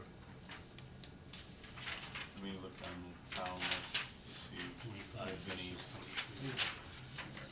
This is 95 flags, Yeah. this is 95 flags. Yeah, but No, look at the price. North End is gonna be 95 and 85 at Norton. Oh, so Yeah, it's cause just on, about- on the town list, and this is all on the, Google folder for today's meeting. But, yeah, it does say 85 under the Norton, and it's 95 at, So that's why the difference. yeah. These flags Any are other good. discussion? Otherwise, everything else is the same. Okay, all those in favor? Okay. Now, there were 3 other items which Vin had on his spreadsheet. One of them Jeff just mentioned, was for the book, book bins, which Marlene was pricing. And then Yeah. And then there were 2 other items. One was a request for $30,000 for janitorial and maintenance materials, but there's no specific listing. The other was $5,000 for miscellaneous office and classroom supplies. Emily did give us a motion if we wanted to approve a general motion for the janitorials. His motion, the Ngsbc approves the allowance of $30,000 for the purchase of various facility items. The chief project officer is to maintain a log of the purchases and procurement method that is to be presented to the committee for record upon depletion of allowance. The amount of $30,000 is to be transferred from the owner contingency. And it says reason, the current list has items that are currently being vetted by Vin. The approval of the allowance would It says it Vin and Richard. ensure purchase is done timely. So I don't know if there's a motion, if you wanna move ahead on that. It's, as I said, that was an open-ended item. This is like soap and bleach and Small stuff ware. like I that. don't know any more Stuff than that's- what's there, it's, Stuff that you know that you're going to need in the facility, but the reason why it doesn't show up in kind of our presentations to the state is that they're typically ineligible, and they frankly would fall under a direct purchase arrangement. Anything under $10,000 is a direct. So it's basically stuff we already have that we can move from the other schools. I can't speak to that, I'm just telling you what the. Yeah, I don't know that definitively, to be honest with you, Dennis. In terms of Ben and I didn't really spend a lot of time talking about the maintenance supplies. We spent, the bulk of our time talking about all the classroom stuff, so, No, makes sense. sorry. We should provide more insight So there. what it does is provide Vin and the maintenance staff up to $30,000 to buy whatever supplies they need in order to get the school up and running without having to give us specific items. And I think when I talked to Vin, he said, as Justin had said, as we get near the end of the project, there'll be lots of little things that come up. And he did use Justin as the excuse. So, And it is typical of a project for this stuff to kind of be presented and funded through to the committee. It's just up to the committee's discretion on whether or not Well, they define choose to typical. I wonder, not atypical. in terms of the supplies, I don't know if, flooring I know is different. I know that, the surfaces are different than what we have in a lot of our existing older buildings, but I don't know. Again, Ben and I didn't really get into that one. yeah, I mean, if the committee wanted more detail, they could ask for it at the next meeting. I'm assuming that, there's some time constraint here in terms of getting stuff and getting it prepared, but there should be some. You would time. still see the final purchases because you have to approve the final cost regardless. It just allows them to start triggering those orders. Yeah, I mean, allowances and not to exceeds usually have a tendency to creep up to the maximum. 29,998. Yeah, I'm sure the entire 30 grand would get spent, that's not a question. I'd rather see more detail, I don't think it's gonna hold anything up to wait. Yeah, I mean, we have to allow this. Yeah, I don't think. These are commodities, you can Reasonable, yeah, like, basically yeah. get them at Costco. Even if we had just a list of, what is the kind of stuff you're buying here, wax and whatever, I don't know. Yeah, it's kind of like about the scale of what needs to be purchased and the whole project, I guess, is what I'm. So let me ask, is there a motion? Is there, someone wants to make this motion? There is not, so we will communicate to Vin then. Sure. that we want more detail Yeah. on that. Can I just add, because I know. I have one other item. Is that the book bins? No, Because that's I'll the- tell you, if that's there's the anything that our administrators are panic stricken about, and for having for day one, if I get another book bin question, or Marlene, we looks for, like, basically we need, 2,500 bins, when you're talking about classroom libraries and the. Don't the teachers have 20 those already? Yeah, I think in various degrees of quality. It's not standardized, I mean, we talked about the aesthetic. That total cost would be roughly $9,000 to outfit the entire building, both buildings, K to 6. And I don't know if that item is reimbursable or not. That's supplies, Yeah. I'm sorry. Well, we don't have anything formal at this Are point. these like Is it an microbox? item that could come I'm before the sorry? committee in 2 weeks? No, they're plastic, The plastic? yeah. Yeah, It that- sounds like this is a pretty big morale. It's part of the reading program. Every kid has a box and they have just right books, and then the teachers have a classroom library with a variety of books that are different levels. We get a selection of them I used to tonight. teach that. What are you asking though, to like approve a amount to purchase book bins, is that what you're saying? Well, that, like the other items we have, the Amazon quote we have is for $87.21.60, but Emily has looked through on the other ones, but I have the quote that Marlene sent me Oh, 3 okay. hours ago. I was gonna say, cause as of. So would it be the same as what we just did here? And like, you're just checking on the Book Yeah. bins, make sure teachers have them. Yeah. I mean, it seems like we're gonna buy the book bins. That's per school. That's me. Oh, yes, that. No, I could get that real quick though. So we would need to cut it in half then, or whatever, because we can't make a motion that applies to all schools across the board, right? Yeah. I have the number, hold on, I could do the math. Now, while you're doing that, No, the I other think one that Vin had asked for was on miscellaneous office classroom supplies. Motion, the NSU approves the allowance of $5,000 for the purchase of various facility items.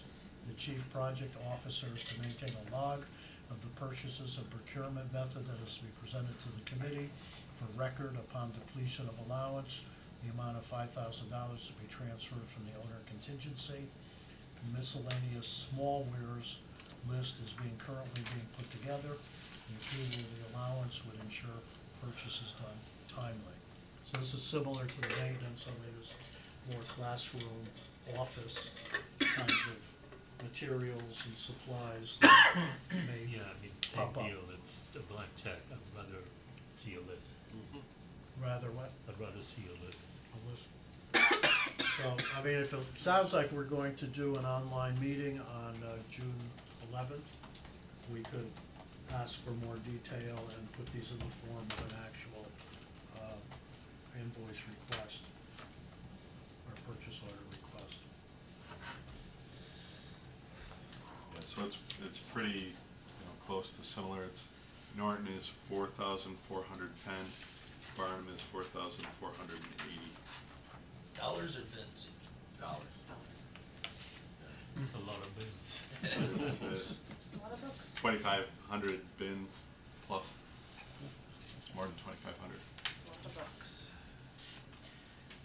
Emily was only looking at the ads, but she was backing it out, she was also making sure there was shipping included too. Yeah, we wouldn't. So we had no motion on the 5,000. Okay, so that's the same as the maintenance. So in both of those instances, we would ask Vin to present more detail at our June 11th meeting and put that on the agenda. And where we would. Can I make a motion that the committee approve book bins for Norton School in the amount of $4,410? I can make it 4,500 just in Okay. case. Make a motion that the committee approve book bins for Norton School in the amount of $4,500. I'll second. Where are we paying it from though? Oh, yeah. Owner contingency. From owner contingency. Thank you. I'll second that. Been moved and seconded, discussion? It's gotta be for both. All those in favor? Okay. Maureen will be happy. Then I have a second motion that the committee approve $4,500 from owner contingency for book bins at Barnum School. Did they have the same amount? It's slightly more, it's 4480, Okay. yeah. Okay. I'm gonna It's second been it. moved and seconded, discussion? Seeing none, all those in favor? Unanimous. You're lucky it's after 10. What's that? I was gonna say, not approving that one would get me killed. If there was only one of them, holy cow. All right, So I'm saying it's a morale Are issue. these at last this two point. on here, aren't those different? is what? The last two he had on his list, the trash compactors talks about for installation. Isn't that what we Is said that- no about? Well, we did, Yeah, not that's, installation, we did the Oh, infrastructure, right. right? yeah, no, Is this different? that's just confusion on his list. He had already talked with, So it was the same With- thing we already did. it's the same issue, which is why it's not on anything else there. It came up on the Norton plan. Yeah. And we'll take a look at it for, Barnum. What's the last item in Norton? Removal, repurpose, disposal of furniture and contents. Well, and again, that was just one that he's letting us know there may be a cost coming. This was, his rough, thing, but basically what he's saying is, look, they're gonna take all the furniture and equipment and stuff that's in Norton School right now. Some of it can be repurposed in other schools. Some of it may be able to be donated someplace, and some of it is gonna have to be gotten rid of. And so there's gonna be a cost there. So that's the Yeah. junking fee. Yeah, so he's just letting us know. Yeah, he was trying to brainstorm every cost that we may entail over the next, few months, couple of months as we're finishing up. And that's what that item was, And the item above that which is what? for Norton, which is equipment from existing schools, mountain roof antennas. Why Which one? doesn't that apply to Barnum if we're taking things from other schools? Because Norton's getting demolished. No, I get that, but don't we have roof antennas at the other schools? Yeah, but I don't think that they're, Norton's coming down, so I think they're trying to take everything that they can possibly use. The other schools aren't coming down yet, so I don't think they're gonna take anything out of those schools. At this point. Ryan, do you recall, In fact, I when the guess, meeting for Norton, when we discussed the Chapman is gonna environmental become and the demo? a storage place for a while. Were you part He's of that? moving a lot of Were you- stuff over there to organize it. Was, And I the don't demo think he has contractor any gonna idea give a yet price? With Darcy. what's going and what's not. for So again, dumpsters for this this was a list that's been put furniture? together, just to kind of let the committee know, here's some things that may be coming your way. It wasn't meant to be, completely, accurate or full. Yeah. And we tried to take as much of it as we could, put it in the form of purchase orders, so that if we get it off of our plate. Any other issues? 10:17. So plan on an online meeting, June 11th. We have a couple of purchase order items to deal with, and possibly a change order or two. So it should be a fairly quick meeting, I would think. And Like do you we have said a- about this do we have a motion to adjourn? So moved. So moved. Do we have a second? We have a second. All those in favor? And surprisingly, it should hit us.